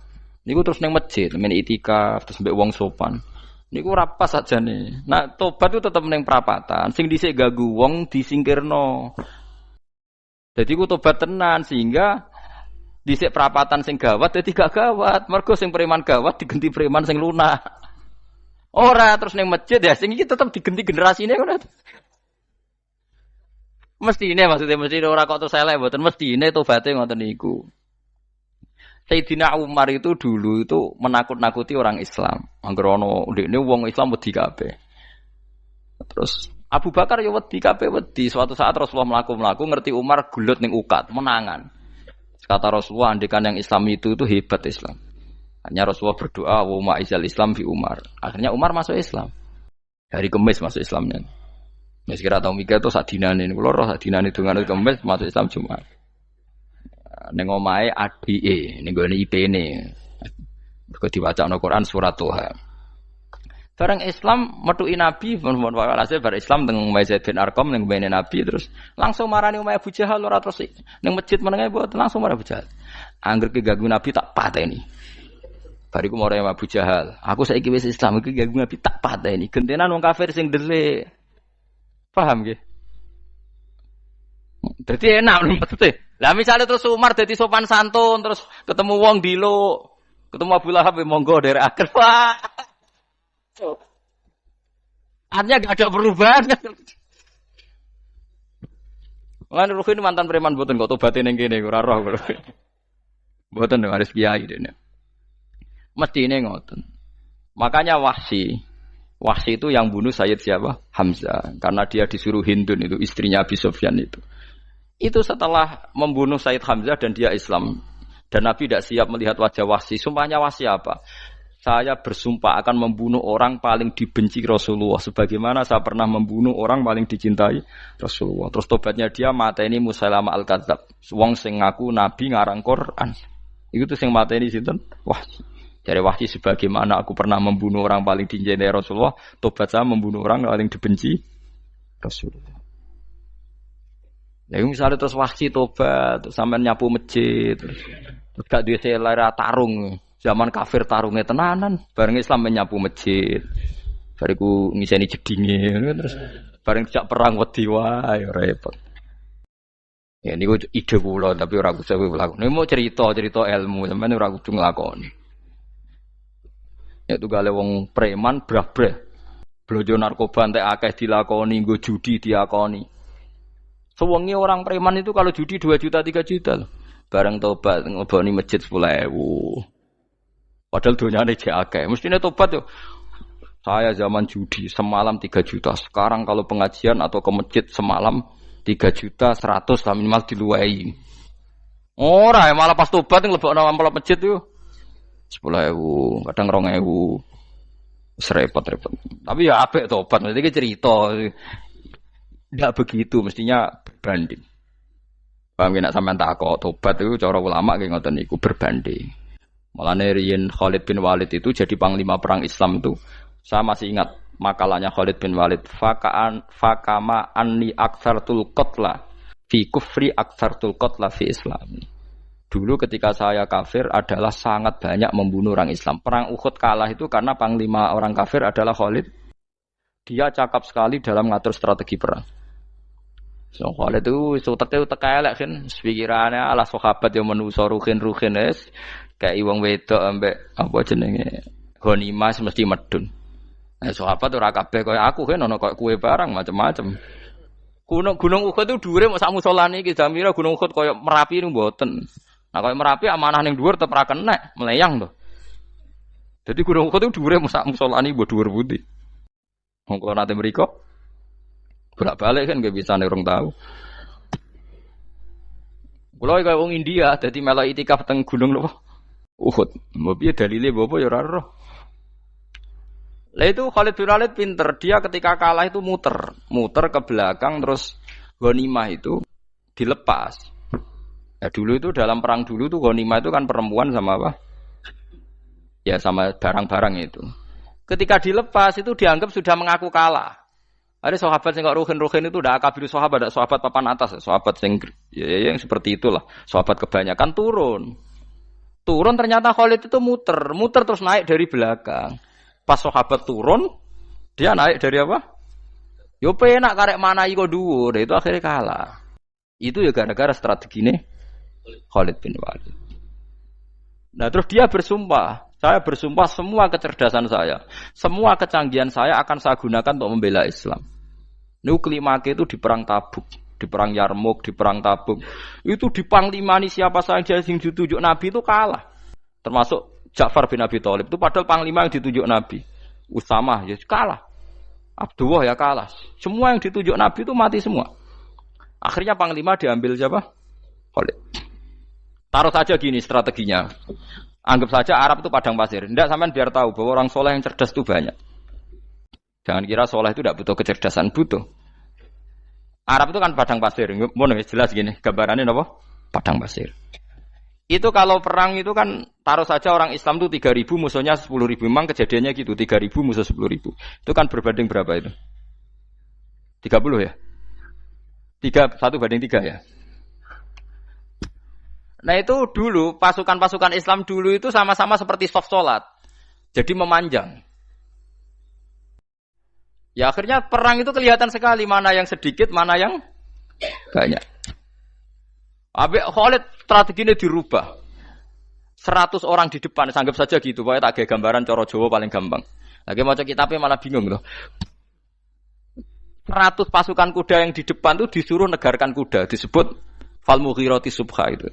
Yang itu wal adiyati napa? Dobha fal mughirati subha itu. Jadi pokoknya anggap seperti itu. Fal muriyati apa? Qadha itu. Kuda yang 100 di depan disuruh menegarkan. Pokoknya kon gerak sehingga debu itu banyak bertebangan. Terus pasukan yang 3.000 itu disuruh memanjang. Memanjang sepanjang-panjangnya. Karena di depan ini ada tegaran kuda tadi, orang kafir yang di sana itu melihatnya ada bantuan datang baru. Wih, pasukan Islam teko wakeh, panjang lagi. Dikira jumlahnya itu sampai 50.000 lebih. Paham sih kalau maksudnya? Jika wong kafir melaju perkara ini tidak mungkin kita tandingi. Orang Islam dapat bantuan baru. Padahal ya wongnya podo. Mau baris setok dirubah. Nah misalnya sing mimpin Mustafa sembah jare mati ya syahid, mati kabeh wong Islam. Nah itu artinya dia masih ingat betul. Saya dulu pernah menggunakan kecerdasan yang sama untuk mengalahkan umat Islam. Saya bersumpah kecerdasan yang sama akan saya gunakan untuk memenangkan Islam. Coba bayang nonton ning padang pasir 3.000 orang, yang 100 di depan negarno kuda supaya pandangan tidak begitu jelas. Terus yang belakangnya memanjang dari jauh kan kelihatan pasukan dapat bantuan baru. Padahal ya orangnya sama. Akhirnya orang kafir merasa wah nggak imbang. Kita ada imbang karena orang Islam dapat bantuan.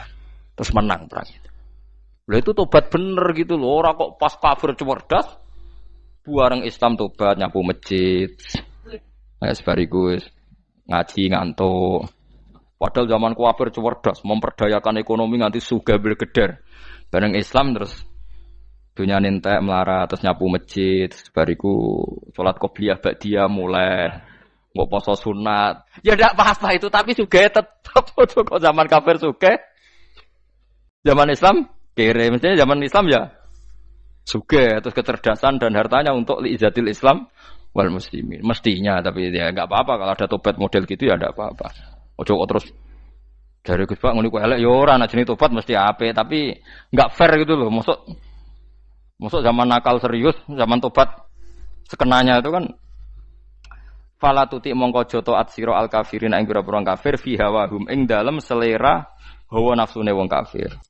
Wajahidhum lan merangi sirahum ing kufar. Merangi maksudnya berjuang bihi kelawan Quran. Maksudnya hujjah. Uang iku nak merangi wong kafir nganggo Quran, ndak mesti perang iku nganggo pedang. Niki jelas kita bire ke wajah hidum bihi ebil Quran. Maksudnya perang nganggo Quran itu kita melatih argumentasi atau hujjah yang dengan hujjah itu jelas-jelas ketok bener agama napa Islam. Wajah lan merangi sirahum ing kufar bihi lan Quran ayat Quran itu Quran jihad dan kelawan perang atau kelawan jihad, kelawan berjuang kabiran kang gede. Wa wa ta'ala wa alladzi zat maroja ingkang lepas sapa Allah al-bahraini ing dua laut. Arsalat sing lepas sapa ta'ala huma ing al-bahraini mutajawiraini hale berdampingan. Hadza utawi iki ku adbun iku banyu sing banget segere banget manise banget segere. Furatun tur enak diombe sadidul udzubati tekse banget manise. Iki kono nak manane mudah diminum. Wa hadza utawi iki ku milkhun iku banyu asin ujajun tur banget paite. Syadidul muluhah tegese banget paite. Tapi wasemono sungai sing gampang diminum. Misalnya sungai Komerapi sing napa gampang diminum maksudnya mboten pahit. Ketemu laut sing banget paite meskipun banget asine apa hakikate gawe wajah alalan gawe sapa Allah taala bainahuma antarane banyu sing napa tawar lan banyu sing asin Allah gawe barzakhon ing pemisah haji santikse pemisah. Kita ndak tahu pemisahnya piye pokoke akeh sing cerita banyak di tengah laut tuh air napa tawar. Layah tali itu ora campur apa hadu masalah sijine banyu asin dan banyu tawar bil akhir iklan sing liya mergo wonten apa hajis wonten apa hajis ana pembatas. Wa hijron lan tegese pembatas mahjuron kang iso nglindungi. Sitron tegese tutup. Mamnuan kang iso den cegah bi sebab anane sitru. Sebab anane pembatas apa ikhtilatuhuma, apa campure banyu asin dan banyu tawar walami wabaladih. Orang bermalam-malam jagungan sama teman asik itu kan perlawanan terhadap nafsu kita, syahwat kita untuk mungkin nikmati dugem di bar atau di tempat-tempat maksiat. Itu setan di Indonesia tuh kakuati sama Ki Jawa. Orang supaya tidak tertarik maksiat itu Ki Jawa cukup ketemu kancane masak terong guyon, gejol-gejolokan zaman mondok, sewengi lulus sangka maksiat. Bar wis tutup. Saya akan cerita sedikit tentang tradisi hujjah. Dulu lama itu kelihatannya sederhana, tapi kalau berargumentasi itu hebat. Tadi Gus Yofur menyebut kitab Mbah Hashim itu mengharamkan kentong. Beliau masyhur itu punya kitab namanya Al-Jasus an Tahrimin Nakus. Intinya kentong itu haram. Secara dalil ini meyakinkan sekali karena ketika Rasulullah rembukan sama sahabat, kita dengan apa memaklumatkan orang kalau waktu sholat masuk? Ada sahabat yang usul pakai kentong. Dzakalin Nasoro itu Nasrani.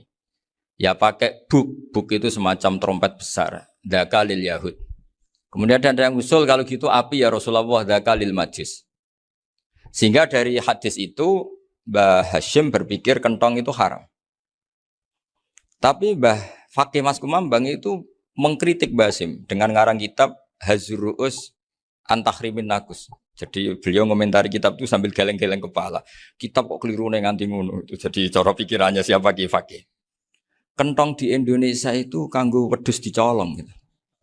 Pos kampling gitu. Kalau ada banjiran ya kentong, ada maling ya kentong. Jadi enggak ada persamaan sama sekali dengan kentong yang milik orang apa? Nasrani. Sehingga di pondok saya itu ada kentong tapi jelek sekali. Karena itu satu-satunya cara supaya beda dengan kentong yang di gereja. Kalau elek kan mirip kentong di pos kampling. Itu ya agak-agak ilmiah sedikit.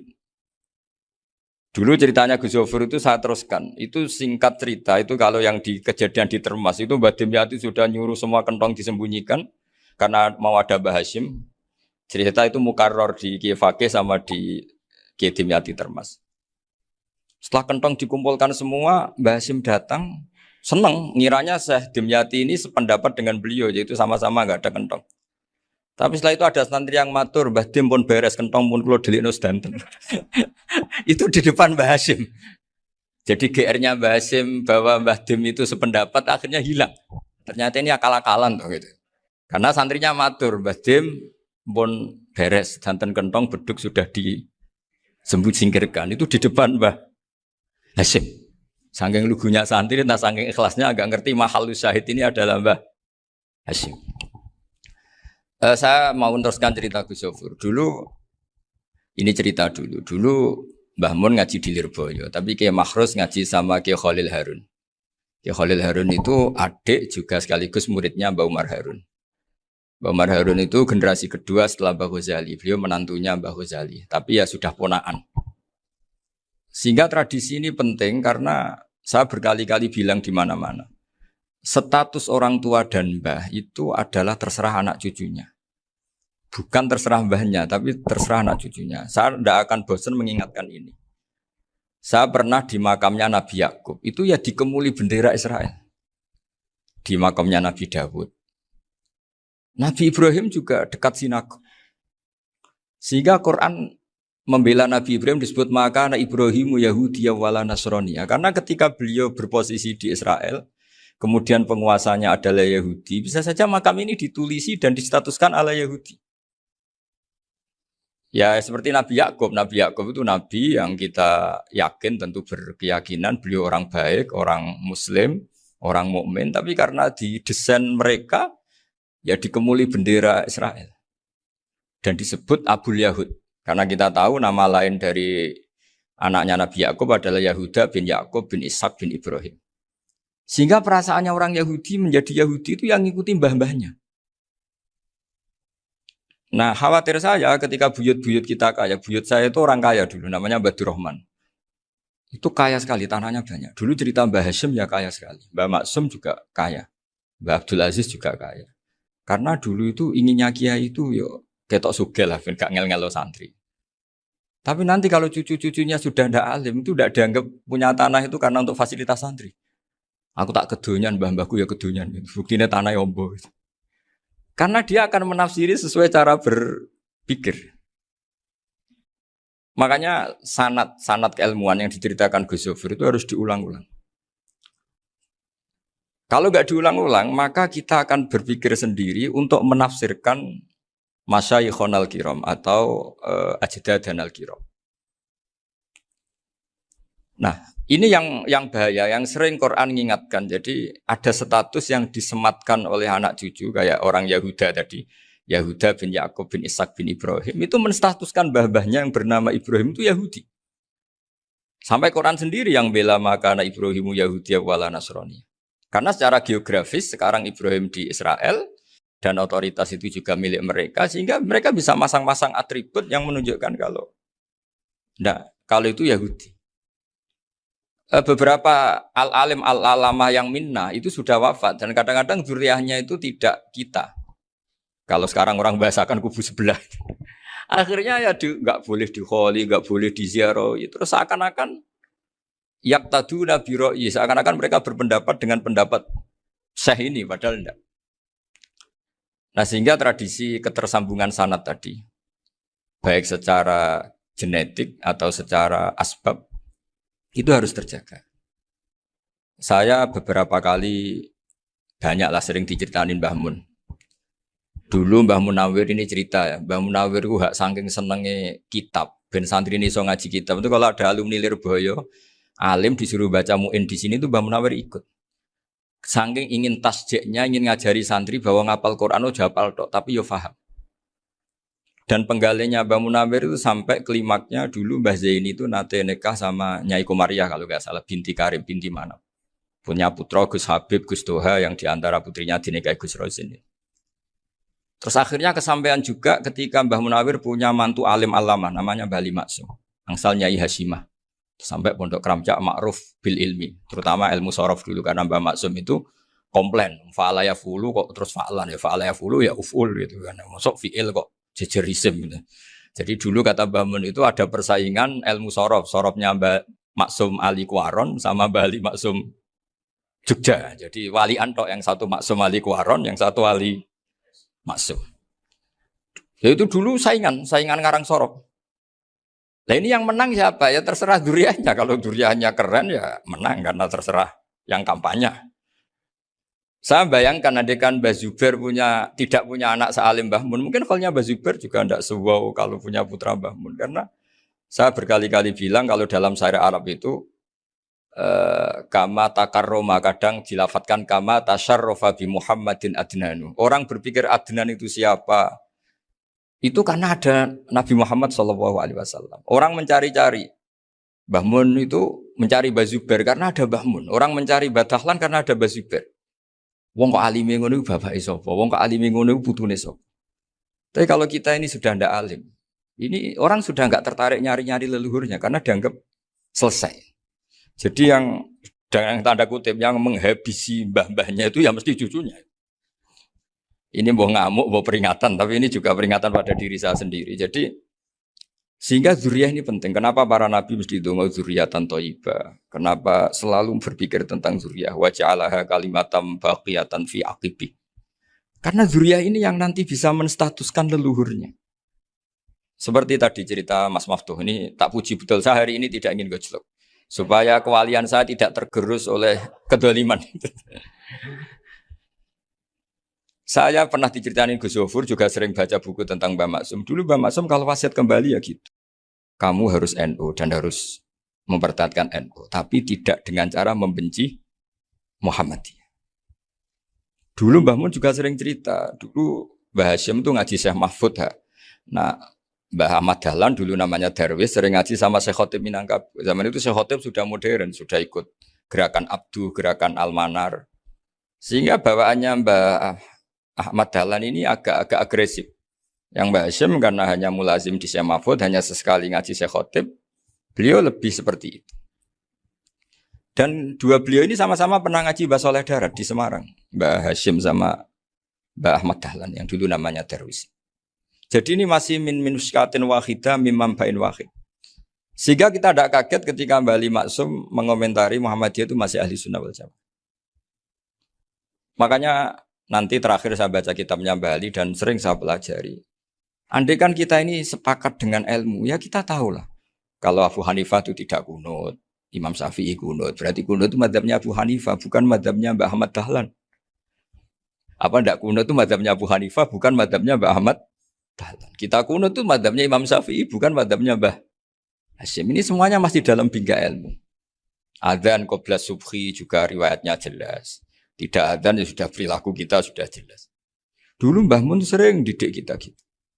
Saya sering dengar cerita kalau dulu Pak Arif Fakhruddin begitu hormat sama Mbah Ali, apalagi zuriyahnya Mbah Azhar Basir, karena beliau dulu do ngaji di Termas. Dulu itu enggak ada masalah karena semuanya dianalisis pakai ilmu. Tapi sekarang pakai identitas, yang kunut tuh NU, yang enggak kunut Muhammadiyah. Berarti Abu Hanifah itu Muhammadiyah, Imam Syafi'i itu NU. Berarti Imam Syafi'i itu ya anak buahnya Ki Miftahul Ahyar kira-kira gitu karena anak buahnya Pak Said Akil. Kan terus jadi repot. Dulu kita ini pengagum ilmu, bukan pengagum perbedaan. Sehingga di sini yang saya kagum dari sekian ceritanya Mbah Ali Maksum, supaya kitab ini to the point, supaya nggak lama-lama karena waktunya juga. Nanti kalau kemalaman ini kena semprit ini sudah. Ini diantara yang diceritakan Bali itu unik. Imam Syafi'i itu sering tawassul, sering wasilah sama siapa itu? Abu Hanifah. Ini sudah tak petakan, saya baca yang sensitif-sensitif lah. So, yang ini ya. Ziyar al-Babus Samin, terus sebentar ini yang bab tawassul.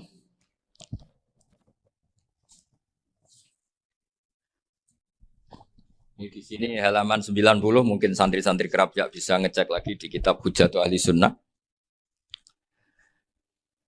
Ketika cerita tawassul di antara yang diceritakan Mbah Ali Maksum adalah perilaku ya, bukan sekedar statement tapi apa? Perilaku. Perilakunya Imam Syafi'i atau ahwalnya kalau bahasa halusnya yang selalu ke makamnya Abu Hanifah untuk tawassul. Padahal Imam Syafi'i itu orang yang secara ilmu sering kritik Abu Hanifah. Jadi ini saya baca ini di halaman 100, jadi tawassul mulai halaman 9 berapa ini?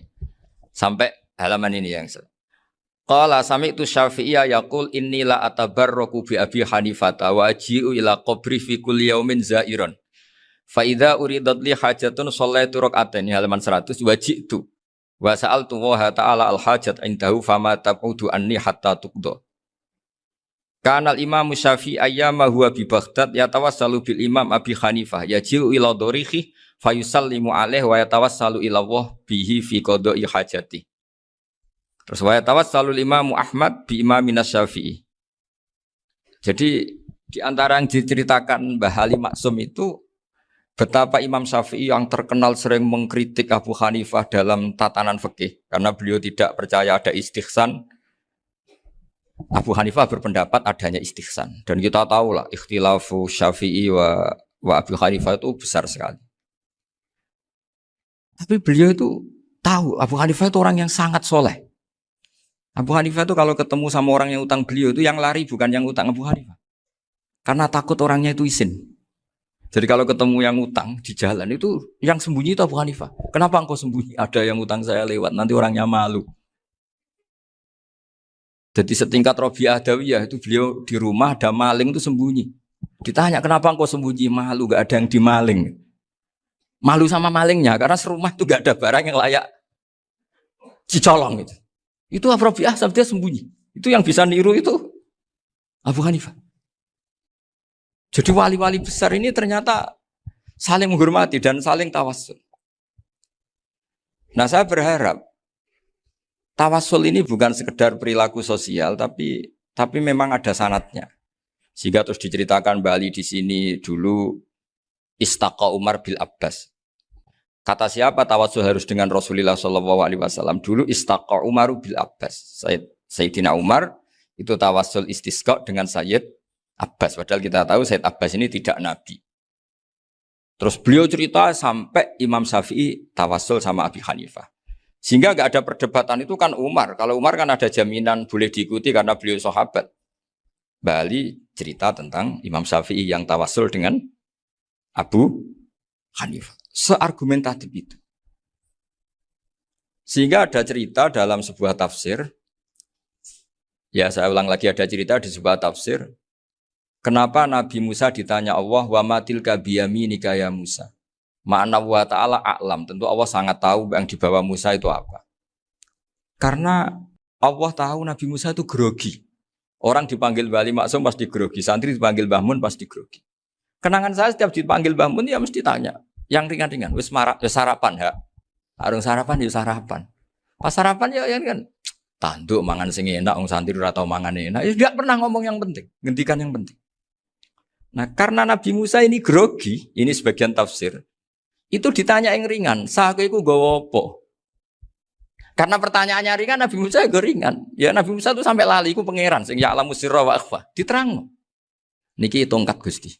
Gunane kathah Gusti tongkat iki. Qala ya aso ya atawakkau 'alaiha wa ahusyu biha 'ala ghanami wa liya fiha ma'arifu ukhra. Oh, tongkat Gusti niki penting mesti. Nggih nak. Nggih macam-macam lah Gusti. Atawakkau 'alaiha wa ahusyu biha 'ala ghanami kangge menghalokan wa. Masih terang terakhir dan yang lain-lain Gusti. Wal ya fiha ma'arifu ukhra. Sehingga akhirnya rileks. Karena Nabi Musa terus ngerti. Ternyata ketemu pangeran itu gak seserem yang saya bayangkan gitu. Pertanyaannya ringan. Itu ada ilmunya. Tapi cerita ini yang versi tafsir ini tidak yang seperti di Manaqibul Ghazali. Di beberapa kitab tentang Manaqibul Ghazali diceritakan di alam roh Nabi Muhammad SAW itu yubahi bi ummati. Saking yubahinya sampai ngendikan ulama ummati ke anbiya Bani Israel. Ulama umatku itu pinternya atau statusnya itu mirip-mirip lah. Kaf itu ya mirip-mirip lah. Mirip-mirip kayak ulamanya nabinya Bani Israel. Akhirnya Nabi Musa itu tersinggung sekali. Bagaimana mungkin ulama disamakan dengan apa? Nabi. Sehebat-hebatnya ulama itu kan tidak akan yabluhu darajatan nubuwah atau yartaqi ila darajatin nubuwah. Itu akhirnya, ya kalau kamu nggak percaya panggil. Yang dipanggil Imam Ghazali. Ya Nabi Muhammad juga nggak mau kalah. Gitu. Kalau manggil ulama RT ya kalah keok. Akhirnya Imam Ghazali datang. Ditanya sama Musa, Mas Muka, nama kamu siapa? Ana Muhammad bin Muhammad Al-Ghazali At-Tusi Asy-Syafi'i. Itu disebut panjang. Nabi Musa guyu-guyu. Kamu lama kok ngomong yang nggak penting. Ditanya namanya kok penjelasannya sepanjang itu. Dianggap itu satu kesalahan. Masa tanyanya nama kok ditanya. Jawabnya Muhammad bin Muhammad Al-Ghazali At-Tusi Asy-Syafi'i. Kepanjangan itu. Ketika Nabi Musa agak mencibir, agak gimana itu. Terus jadi Imam Ghazali, kalau ini masalah, lebih masalah jenengan. Apa itu? Yang tanya jenengan tuh Allah ya alamus sirra wa akhfa. Dan Allah hanya tanya wa ma tilka biyaminika ya Musa. Harusnya jenengan jawab aso ya titik, bukan kepanjangan. Atawakkau alaiha wa syubha itu kepanjangan. Allah tanya yang di bawah kamu itu apa? Yang di tangan kamu. Harusnya jawabnya hanya aso ya. Tapi kenapa penjelasannya sepanjang itu? Sampai terakhir waliya fiha ma'aribu ukhra. Terus pinter tenan kayak gitu. Terus Nabi Musa terus bilang, ya pinter tenan aja gitu. Padahal kita tidak pernah GR seperti itu kan kebetulan Imam Ghazali. Gitu. Kalau yang lain mungkin ya keok lah kira-kira. Gitu. Tapi ini cerita dalam khazanah keilmuan. Benar yang dikatakan Gus Zofur. Saya termasuk orang yang pernah mondok Lirboyo Pasanan. Jadi setelah saya disuruh nemani Gus Kamil, tahun berikutnya Gus jenengan disuruh.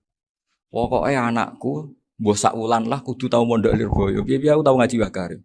Terus yang disuruh Mbak Turi Gus Kamil itu saya. Jadi saya pernah 1 bulan tuh di Lirboyo. Karena saya ini santri beling ya, kontraknya pokoknya penting ziarah Bakarim. Biasanya nggak pernah ngaji, pokoknya gerbar ngisa. Ziarah ya sudah. Ngaji subuh ingat saya sama Gus Imam. Itu dari 17 hari ingat saya ngaji 2 kali. Tapi kalau ziarah ke Bakarim sudah lupa jumlahnya karena memang kontraknya disuruh ziarah. Sampai seperti itu. Dan saking senengnya bangun sama Mbak Karim sama masih ingat. Ngamplopi salam template itu masih ingat untuk Gus Anwar, untuk Gus Imam, untuk Gus Kafabi, termasuk untuk Gus Maksum.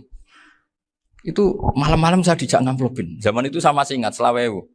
Zaman itu kos 1 bulan itu 13.000. Jadi kira-kira kalau 25.000 itu untuk kos 2 bulan. Jadi saya krusnya itu pakai kos. Saya masih ingat Mondok Sarang itu kos 1 bulan 13.000.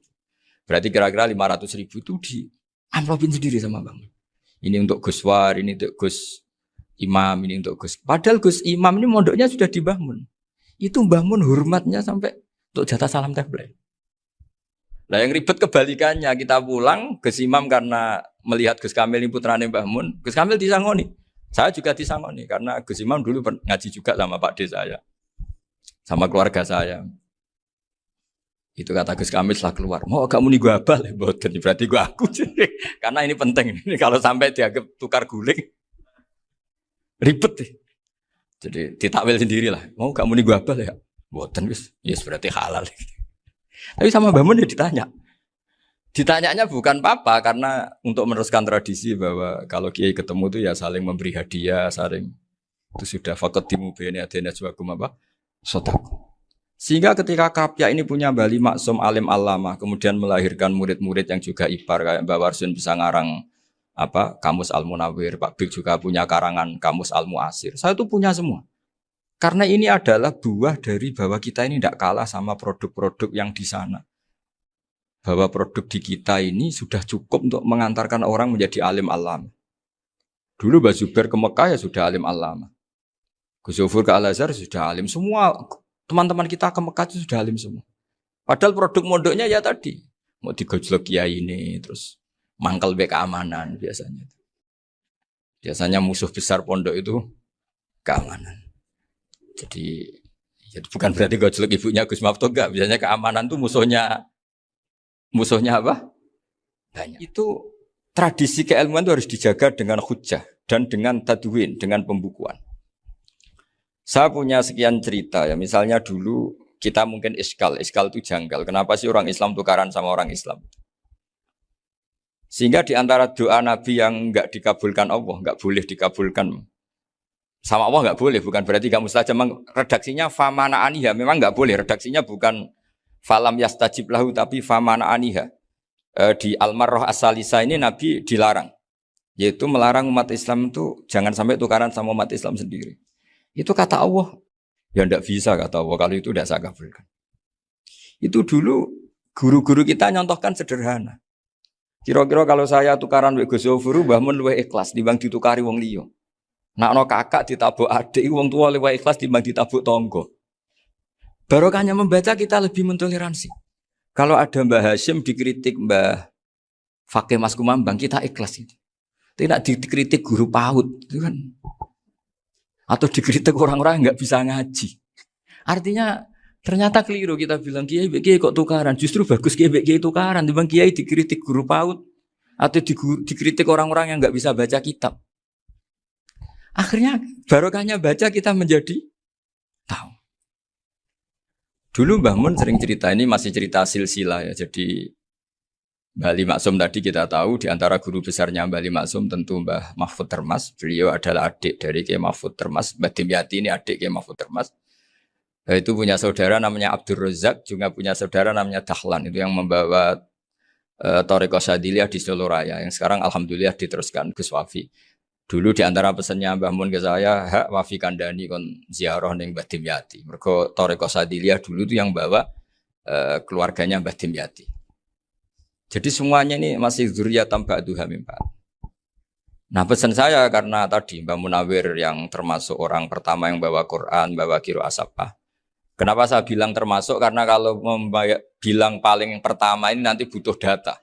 Dan itu agak kerepotan lah. Tapi yang jelas mimman istahara lah. Mimman istahara yang membawa Sab'ah ke sini itu adalah Mbah Munawir. Terus beliau ngajarkan diantaranya ke Mbak Arwani pakai kitab Satibi, pakai kitab Nazmus Satibi. Terus Nazmus Satibi itu diteruskan oleh Mbak Arwani, ditulis. Yang nulis dulu Mbak Dola Salam. Bapak saya itu murid Mbak Dola. Dulu Mbak Dola sebelum ke Mbak Arwani ngaji sama Ki Said di Sampang. Bapak saya sebelum ngaji di Badola sudah hafal Quran lewat buyut saya sendiri namanya Ki Zubaidi. Yang Ki Zubaidi akhirnya jadi menantunya Mbak Ahmad Su'eb. Jadi buyut saya kandung ini namanya Sofia, itu angsal keluarga Lasem yang adiknya. Sofia ini punya adik Badiah yang jadi ibunya Ki Sahal. Terus Ki Sahal punya Mbak Yu namanya Muzayanah, punya di Garwo Ki Mansur punya anak Gus Qayyum. Jadi dulu ibu saya, ibunya Gus Sofur, ibunya Pak Maftu itu semuanya di Lasem. Karena saya dari keluarga Gen ya Lasem, dari keluarga sanad guru ya Lasem. Tapi Lasem Bahdawi itu dulu ngajinya di Mbah Umar Harun di Sarang. Nah, Mbah Umar Harun ini menangi Sayyid Ahmad Zaini Dahlan. Sayyid Ahmad Zaini Dahlan ini punya cucu keempat yang hidup di Sedan. Terus makamnya di Lasem. Namanya Habib Haidar. Itu yang nulis biografinya Mbah Maksum. Mbah Maksum bukan Bali. Biografinya Mbah Maksum. Itu ditulis oleh Habib Haidar. Namanya Haidar bin Hasan bin Sodaqoh bin Ahmad Zaini Dahlan. Nah, Habib Haidar ini menantunya Sayyid Hamzah Sato. Hamzah Sato itu Hamzah bin Abdullah bin Umar. Itu kakaknya Sayyid Abi Bakar Sato, Sohibul I'anah. Nah, Sayyid Umar ini yang dulu ngajari mbahnya Mbah Mun namanya Ahmad bin Su'eb. Nah, di antara ajarannya adalah baca kitab-kitab kecil yang bisa dihafal. Dibawalah ke sarang jadi metode muhafadzah. Tapi kemudian lama-lama oleh pondok itu jadi syarat kenaikan kelas. Dulu gak ada muhafadzah untuk kenaikan kelas ya, supaya orang alim itu harus hafal. Lama-lama dipakai syarat untuk muhafadzah. Jadi semua ini sanad harus kita ingat supaya kita bisa menjaga tradisi. Termasuk tradisi ini kiai seneng jagungan, terus ngomong penting. Itu juga sanad. Setahu saya Mbah Mun itu kalau ketemu bapak ya guyon terus. Saya punya kenangan tuh yang dulu agak iskal tuh begini. Ada isu lah, entah isu entah hoax entah apa, ada kaji itu agak beling itu, pokoknya beling lah. Seneng siapa itu, rondo lah apa. Pokoknya beling. Ketika Mbah Mun dilaporin tamu, kalau kaji itu beling sama rondo itu. Mbah Mun tanyanya lucu. Lu ayu no cung. Wahyu banget Mbah. Wahyu. Itu bapak juga bakas ayu nih. Dulu saya sekali ini kiai kok bakas wong ayu, bakas budine barang lah kira-kira gitu. Tapi setelah saya tambah alim, tambah ngerti itu, kata bapak gini, ya apik bakas ayu hak timbang iya no malah qadzaf. Ternyata seni. Sekali Mbah Mun atau bapak bilang, "Waji kok zina kaji," maka larinya ke qadzaf. Maka menghindari bahasa menuduh, ngomong yang enggak penting. Lho ayu no. Jadi kiai dulu tuh orang sok suci tapi menghindari hal-hal yang Jadi punya seni untuk ngelola kehidupan. Orang bermalam-malam jagungan sama teman asik itu kan perlawanan terhadap nafsu kita, syahwat kita untuk mungkin nikmati dugem di bar atau di tempat-tempat maksiat. Itu setan di Indonesia tuh kakuati sama Ki Jawa. Orang supaya nggak tertarik maksiat itu Ki Jawa cukup ketemu kancane masak terong guyon, gejol-gejolokan zaman mondok, sewengi lulus sangka maksiat. Bar wis tutup. Perlawanannya sederhana, nggak pakai tahajud, nggak pakai wiridan. Karena Ki Jawa juga koyo rapati potongan ahli ibadah gitu. Itu jagungan. Gitu. Jadi setahu saya itu pernah lihat Bali itu sekali ketika beliau ngisi ceramah di Mbah Hamid Bedowi. Saya masih kecil diajak bapak. Dulu kalau bapak ngelihat Bali sama Mbah Hamid itu mesti nangis. Karena dua orang alim bertemu. Yang akhirnya ya bisanan itu. Mbah Hamid punya anak Gus Nasih, di sini ada Mbah Nafisa, terus jadi Mbak Salih Hindun itu. Jadi dulu tuh ya guyon terus ketika ketemu. Itu yang sering bodoni Mbah Hamid itu ya Ki Bisri. Ki Bisri itu kalau datang ke Ki Hamid Pasuruan, nak wali tenan aku teko ditata nomangan. Jadi ukurannya ya. Ternyata sampai sana dikeimangan tenan. Masih belum mengakui, kan nak wali tenan aku itu kiai rung di mobil, dongakno aku di mobil. Sudah kalah satu seri itu masih gak terima. Lalu itu Mbah Hamid akhirnya berdoa, ayo monggo, mungkin-mungkin Ki Bisri gak ada mobil. Itu setelah didoain masih tanya, mereknya apa merek? Itu Mbah Hamid jawab, yo paling Holden itu, paling Holden. Itu nyari mobil itu ya adalah dapatnya Holden. Suatu saat Mbah Bisri diundang Mbah Hamid gak dikasih bisar, karena utangnya sudah banyak Mbah Hamid. Mbah Bisri ini utang doa tadi. Itu ya gak dikasih besar. Ya gak mau kesang apa-apa kelambimu kayak aku. Didol sama muhibbinya Mbah Hamid. Itu harganya melebihi jatah besar. Ketemu Mbah Hamid. Kang, susu Kang, mergo. Jadi dulu itu rileks, makanya ini yang diceritakan ke Zofur. Sebetulnya kalau kiai-kiai itu bersanat itu ya rileks, hidupnya itu rileks. Karena rileks ini perlawanan terhadap kemungkaran. Saya dulu musyawarah sering sama Gus Zofur usul fikih. Itu jelas di antara yang ditulis Lubil Usul itu. Ya kita tahu tadi misalnya sanad usul fikih, Mbah Ber itu sangat al-usuli, Kiai Zubair Dahlan, abahnya Mbah Mun. Punya murid di antaranya Kiai Sahal. Kiai Sahal punya karangan Thariqatul Husul, fi syarhi Lubil Usul. Itu Thariqatul Husul itu beliau ngendikan dalam mukaddimah bahwa saya bisa mensarah ini berdasar ngaji maknani sama Mbah Zubair. Terus beliau mengutip sarah itu dari kitab Nailul Ma'mul. Beliau ngendikan binus khotin khotiyah ghairi matbu'ah. Dan itu ditemukan di Kiai Mansur di Lasem. Karena Kiai Mansur iparnya Mbah Sahal. Mansur bin Khalil itu diantara katibnya Syekh Mahfud. Jadi semuanya ini sambung. Mbah Ber saking ahli usul fikihnya, kalau ngajar usul fikih itu kalau guyon takriran saya ini lebih memahamkan ketimbang sarah. Ya sudah, terus Mbah Zubair, Kiai Fakih, terus Syekh Mahfud. Di sini Syekh Mahfud termasuk orang yang dekat Mbah Munawir sampai putrane Mbah Mahfud namanya Gus Muhammad dibawa Mbah Munawir, kemudian mondok di Termas diantaranya, terus dinikah jadi menantunya kalau nggak salah Haji Taslim di Betengan, kemudian sekarang juriannya Mbah Mahfud di Betengan. Ini nggak boleh hilang secara seperti itu. Diantara di usul fikih diterangkan ketika diantara 5 hukum itu ada yang bernama mubah. Mubah itu boleh dilakukan, boleh ditinggalkan, dan kalau dilakukan ya tidak berpahala, tidak disiksa. Itu ada ulama yang protes. Protes gak bisa seperti itu. Ithma min mubahin ila wa tahaqqaqu bihi tarku haramimma. Fa'il zamu minas sukun tarkul qatli wa minas sukut tarkul qadaf. Ndak bisa, mubah itu ndak ada. Kalau kiai jagungan semalaman, itu Allah ngitungnya itu hada taroka dugem, wahada taroka delok dangdut, wahada taroka kada wakada. Oh, itu luar biasa. Dan kita ngikuti yang seperti itu saja. Gak usah tahajud, gak usah witir telulas kaya ora kuat timbang gremeng. Sewengi jagungan, setan ngenteni kita tergoda maksiat, ternyata maksiatnya sampai tutup, kiainya masih apa? Jagungan. Jadi jagungan saja ada ilmunya bahwa itu perlawanan terhadap tarkul ma'asi. Sehingga bagaimana Anda katakan mubah ini mubah, toh gunanya adalah tarkul haram. Meskipun efek mubah juga bisa tarkul wajib, wae bojo blonjo turu. Karena Wayang ngurmati ibuke turu. Itu halal wajib. Jadi mubah itu resikonya ya bisa tarkul wajib, bisa tarkul haram. Sehingga kalau sanad ini terjaga secara baik, secara kultur, saya sering juga sakuan sama Gus Yofur, itu mesti tak niati gitu.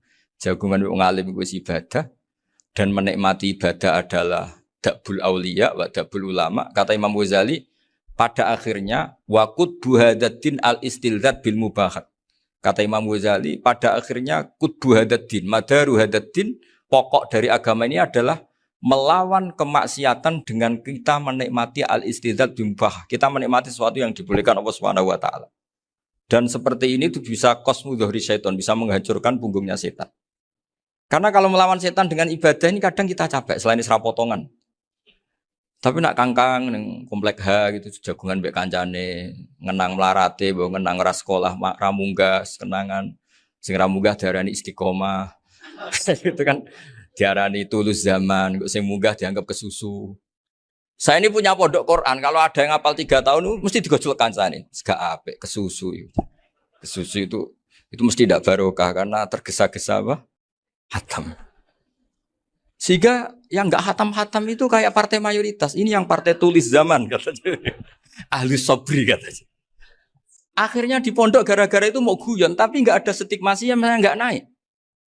Di Pondok Sarang itu saya punya temen itu banyak yang sekelas dengan saya, sekelas sama Gus Kamil, akhirnya sekelas dengan Gus Sofur. Padahal saya ini kakak kelas. Saya temannya, Gus Kamil temannya Gus Sofur. Ini anak ini nggak pernah naik, itu nggak dicibir di pondok. Karena guyonan tadi, guyonan bahwa ini bagian dari bentuk apa? Istiqomah. Nanti yang goblok juga tenang. Karena kiainya cerita, kadang santri goblok ya baru kan. Di sini pondok akeh santri ya ora tau sinau ning omah dadi kiai gede.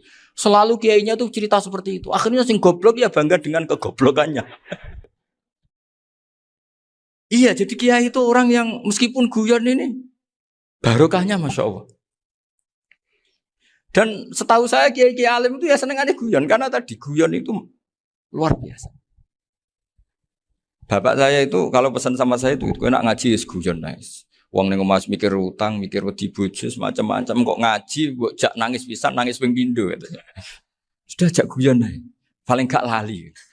Dan beliau punya dalil kul bi fadlillah bi rahmati fa bidzalika falyafrah. Jadi jangan sampai orang ini farah bil maksiat, jangan sampai orang itu. Dan ini yang saya kenang dari sekian cerita murid Bali. Mbah Ali Maksum ya senengane guyon. Gojol-gojolkan mbek santri guyon. Ini saya maklumatkan ke semua santri beliau bahwa ini bukan sekedar guyon, tapi al-istilzat bil mubahat. Ini adalah perlawanan terhadap setan karena banyak orang bisa senang tuh kalau nunggu maksiat. Ini bisa senang dengan sesuatu yang tidak maksiat.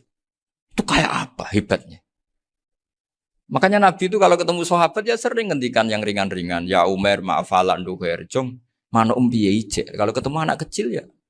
Nanti ketemu yang tua-tua yang sudah nggak bisa mikir, ya cerita-cerita saya mohon sekali murid-murid kerap ya. Jangan hanya ngaji fikih. Kalau hanya ngaji fikih itu posisi Abu Hanifah itu seakan-akan nyun sewu orang yang sangat tidak ahli hadis. Karena beliau di situ kelihatan kalah sekali dengan Imam Syafi'i. Apalagi di perdebatannya Muhammad bin Hasan Asy-Syaibani dengan Imam Syafi'i itu kelihatan sekali betapa Abu Hanifah itu orang yang nyun sewu ditinggalkan dalam ilmu hadis. Sampai beliau hanya dapat gelar min ulama ahli ra'yi, termasuk ulama yang kuat logikanya. Juga harus baca kitab-kitab seperti ini. Ternyata di balik Imam Syafi'i mukhalif pada beliau di bab-bab fikih, perilakunya sangat hormat. Sampai beliau tuh kalau tawassul ke kuburannya Abu Hanifah. Dan beliau ngendikan an-nasu fil fiqhi iyalun ala Abu Hanifah. Semua orang yang ahli fikih itu masih anak buahnya Abu Hanifah. Saya berkali-kali cerita, mazhab Syafi'i itu alatut tadhir hanya 2, yaitu alma wa turab. Abu Hanifah nambahi wanar. Alasannya Abu Hanifah, orang mukmin yang dosanya banyak itu dibakar di neraka. Dan alasannya Allah litadhirihim, untuk mensucikan mereka. Jika pikirannya Abu Hanifah, an-nar itu min alatit tadhir. Apa yang terjadi ketika bata itu, batu bata yang dibakar, di situ campur teletong, campur apa-apa. Itu kalau sudah mazhab Abu Hanifah selesai, sudah suci. Karena sudah ngelewatin pembakaran. Meskipun kita tidak akan kalau kehilangan air terus wudu dengan api, bisa bunyak semua itu. Tapi apapun itu menjadi solusi.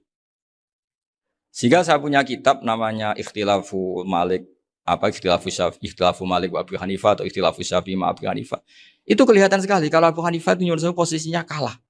Karena yang ngarang orang-orang Syafi'i. Tapi kalau melihat kitab-kitab kewalian, misalnya di kitab Mizan Kubro ini juga sering disebut kisah itu Mbak Ali Maksum tentang Imam Sa'roni. Berkali-kali beliau mengutip Mizan Kubro. Itu Abu Hanifah adalah orang yang sangat mukasyafah. Artinya ketika Nabi cerita air wudhu itu menjatuhkan dosa, tidak ada air wudhu yang jatuh ke kamu kecuali saat itu juga dosa kamu jatuh. Itu beliau datang ke Madharota Kufah. Kemudian beliau bilang sama si orang tua tadi, tub anizina. Orangnya terus bilang atubu minazina. Ada lagi pemuda datang dibilangin tub an ukuki walideka. Terus bilang tub tu an ukuki walidaya. Sampai yang terakhir ada tub an simai alatilahwi atau an samai alatilahwi. Terus tub tu an samai. Ketika orang itu ditanya, kenapa engkau begitu tahu dosanya apa? Saya tahu air wudhu ini menjatuhkan apa. Jadi kira-kira kalau zina mungkin ya batang babi lah. Kalau hanya sekedar melihat bak-bak mungkin ya curut atau tikus lah kira-kira gitu. Nak dulu dulu ya mungkin ya tikus cilik gitu. Nak dulu suwi ya tikus werok itu atau apalah. Pokoknya beliau itu tahu. Tapi anehnya Abu Hanifah apa? Setelah itu dia nangis minta mukasafahnya ditutup. Ya Allah, saya ini mukasafah kok malah menjadi tahu sawatil mukmin. Padahal aturan syariat jenengan man satara musliman satarahu, bahwa enggak baik melihat jeleknya orang mukmin. Minta ditutup. Makanya saya ini bangga ada mukasafah. Makom yang kita sampai sekarang tuh makom setelah Abu Hanifah mukasafah. Jadi Abu Hanifah repot-repot mukasafah, minta makomnya ditutup tidak menjadi mukasafah. Dan alhamdulillah kita sudah tidak mukasafah sebelum minta ditutup. Jadi kita ini keren. Keren karena aturannya itu man satara musliman satara huwa, yang tidak tahu aibnya orang muslim maka Allah akan nutupi aibnya di akhirat. Dan kita alhamdulillah barokahnya tidak mukasafah, tidak ngerti aibnya orang mukmin. Jadi kita harus pakai patokan ilmu. Saya ulang lagi, kita harus pakai patokan. Makanya saya tahu betul ketika Kiai Hamid Pasuruan, beliau dulu ngaji Jamul Jame, ngaji Juman, Bali Maksum di sana sama Gus Habib, sama Gus Muhammad bin Mahfud. Termasuk mbah saya kandung dulu Kiai Sidik. Mbah saya yang dari itu juga ngaji di Termas. Bapak saya dulu Kiai Nur Salim ngaji di Buyut Baiti. Dulu itu kawin juga sederhana, Kak, cerita Gus Sofur. Jadi bapak saya kandung itu Kiai Nur Salim itu ngaji di Mbah Baiti. Mbah Baiti itu adik kandungnya buyutnya saya dari ibu. Nah, Mbah Baiti itu teman akrabnya mbah saya namanya Kiai Nur Sam, Mbah Nur Sam. Singkat cerita terus Nur Kiai Jorabin arah-arah bekno itu. Setelah bapak saya ke Badullah mau ditawarin jadi mantu, kata bapak saya kula pun dipek mantu Mbah Baiti. Akhirnya dapat ibu saya itu. Karena ibu saya itu cucu Mbah Baiti, cucu lambung. Jadi mbahnya ibu saya itu Mbak Yunya Mbah Baiti.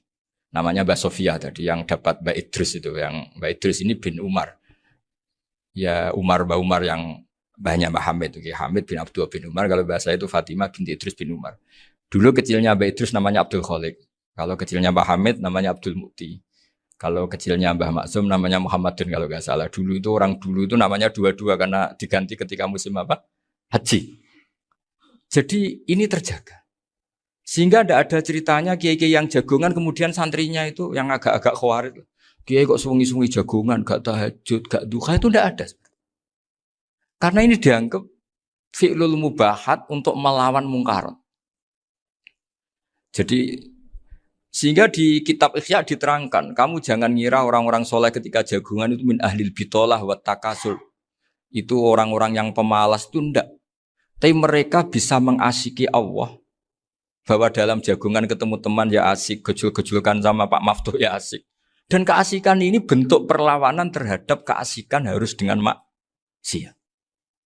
Itu kayak apa kalau kita ngaji sampai seperti itu. Termasuk tadi yang diceritakan Pak Maftuh kitab Hunyah. Semoga beliau cerita juga pernah belajar. Saya pernah belajar kitab Hunyah khatam. Itu diantara yang diceritakan Syabdul Qadir Al-Jilani tadi kata beliau Al-Jilani dipakai Jim Al-Jilani. Ini agak beda dengan kita. Mbah Zubair itu punya kitab namanya Al-Qolaid Al-Uluyah. Beliau menfatwakan nama-nama ajam itu kamu bebas. Ajamiyun fasna bihi masyita. Sehingga kita kalau punya kiai harus mau cokolal ustukhri. Sehingga tak mau cokolal istukhri. Tirmidzi juga nasibnya sama. Qolat rawahut Tirmidziyu. Sing sitok rawahut Turmudziyu. Yang satu rawahut Tarmidhiyu. Ya karena kita keluarganya Tarmidhi apa enggak gitu. Makanya kata Mbah Mun sama masih ingat. Kata cerita Gus Zofur tadi, adabnya Gus Zofur itu cerita tentang keluarga ibunya. Padahal keluarga ibunya juga orang-orang soleh yang luar biasa. Itu kata Mbah Mun, kowe roh jenenge Imam Bukhari tahu ya.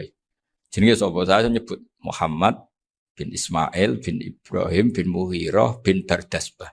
Lah iya Bardasbah mbok waca Bardisbah yo. Lah cara kene mbok Parmin mbok Parlan. Jadi Bardisbah mbok Bardasbah iku cara kene yo Parmin mbok. Iku rak Mbah Fadl Senori, dadi kabeh diwaca Arab. Jenenge Mbah Umar Harun. Dhisik yo wong sarang Mbah Harun mbok kira nang yo ora roh, wong dhisik yo wong kuno ya.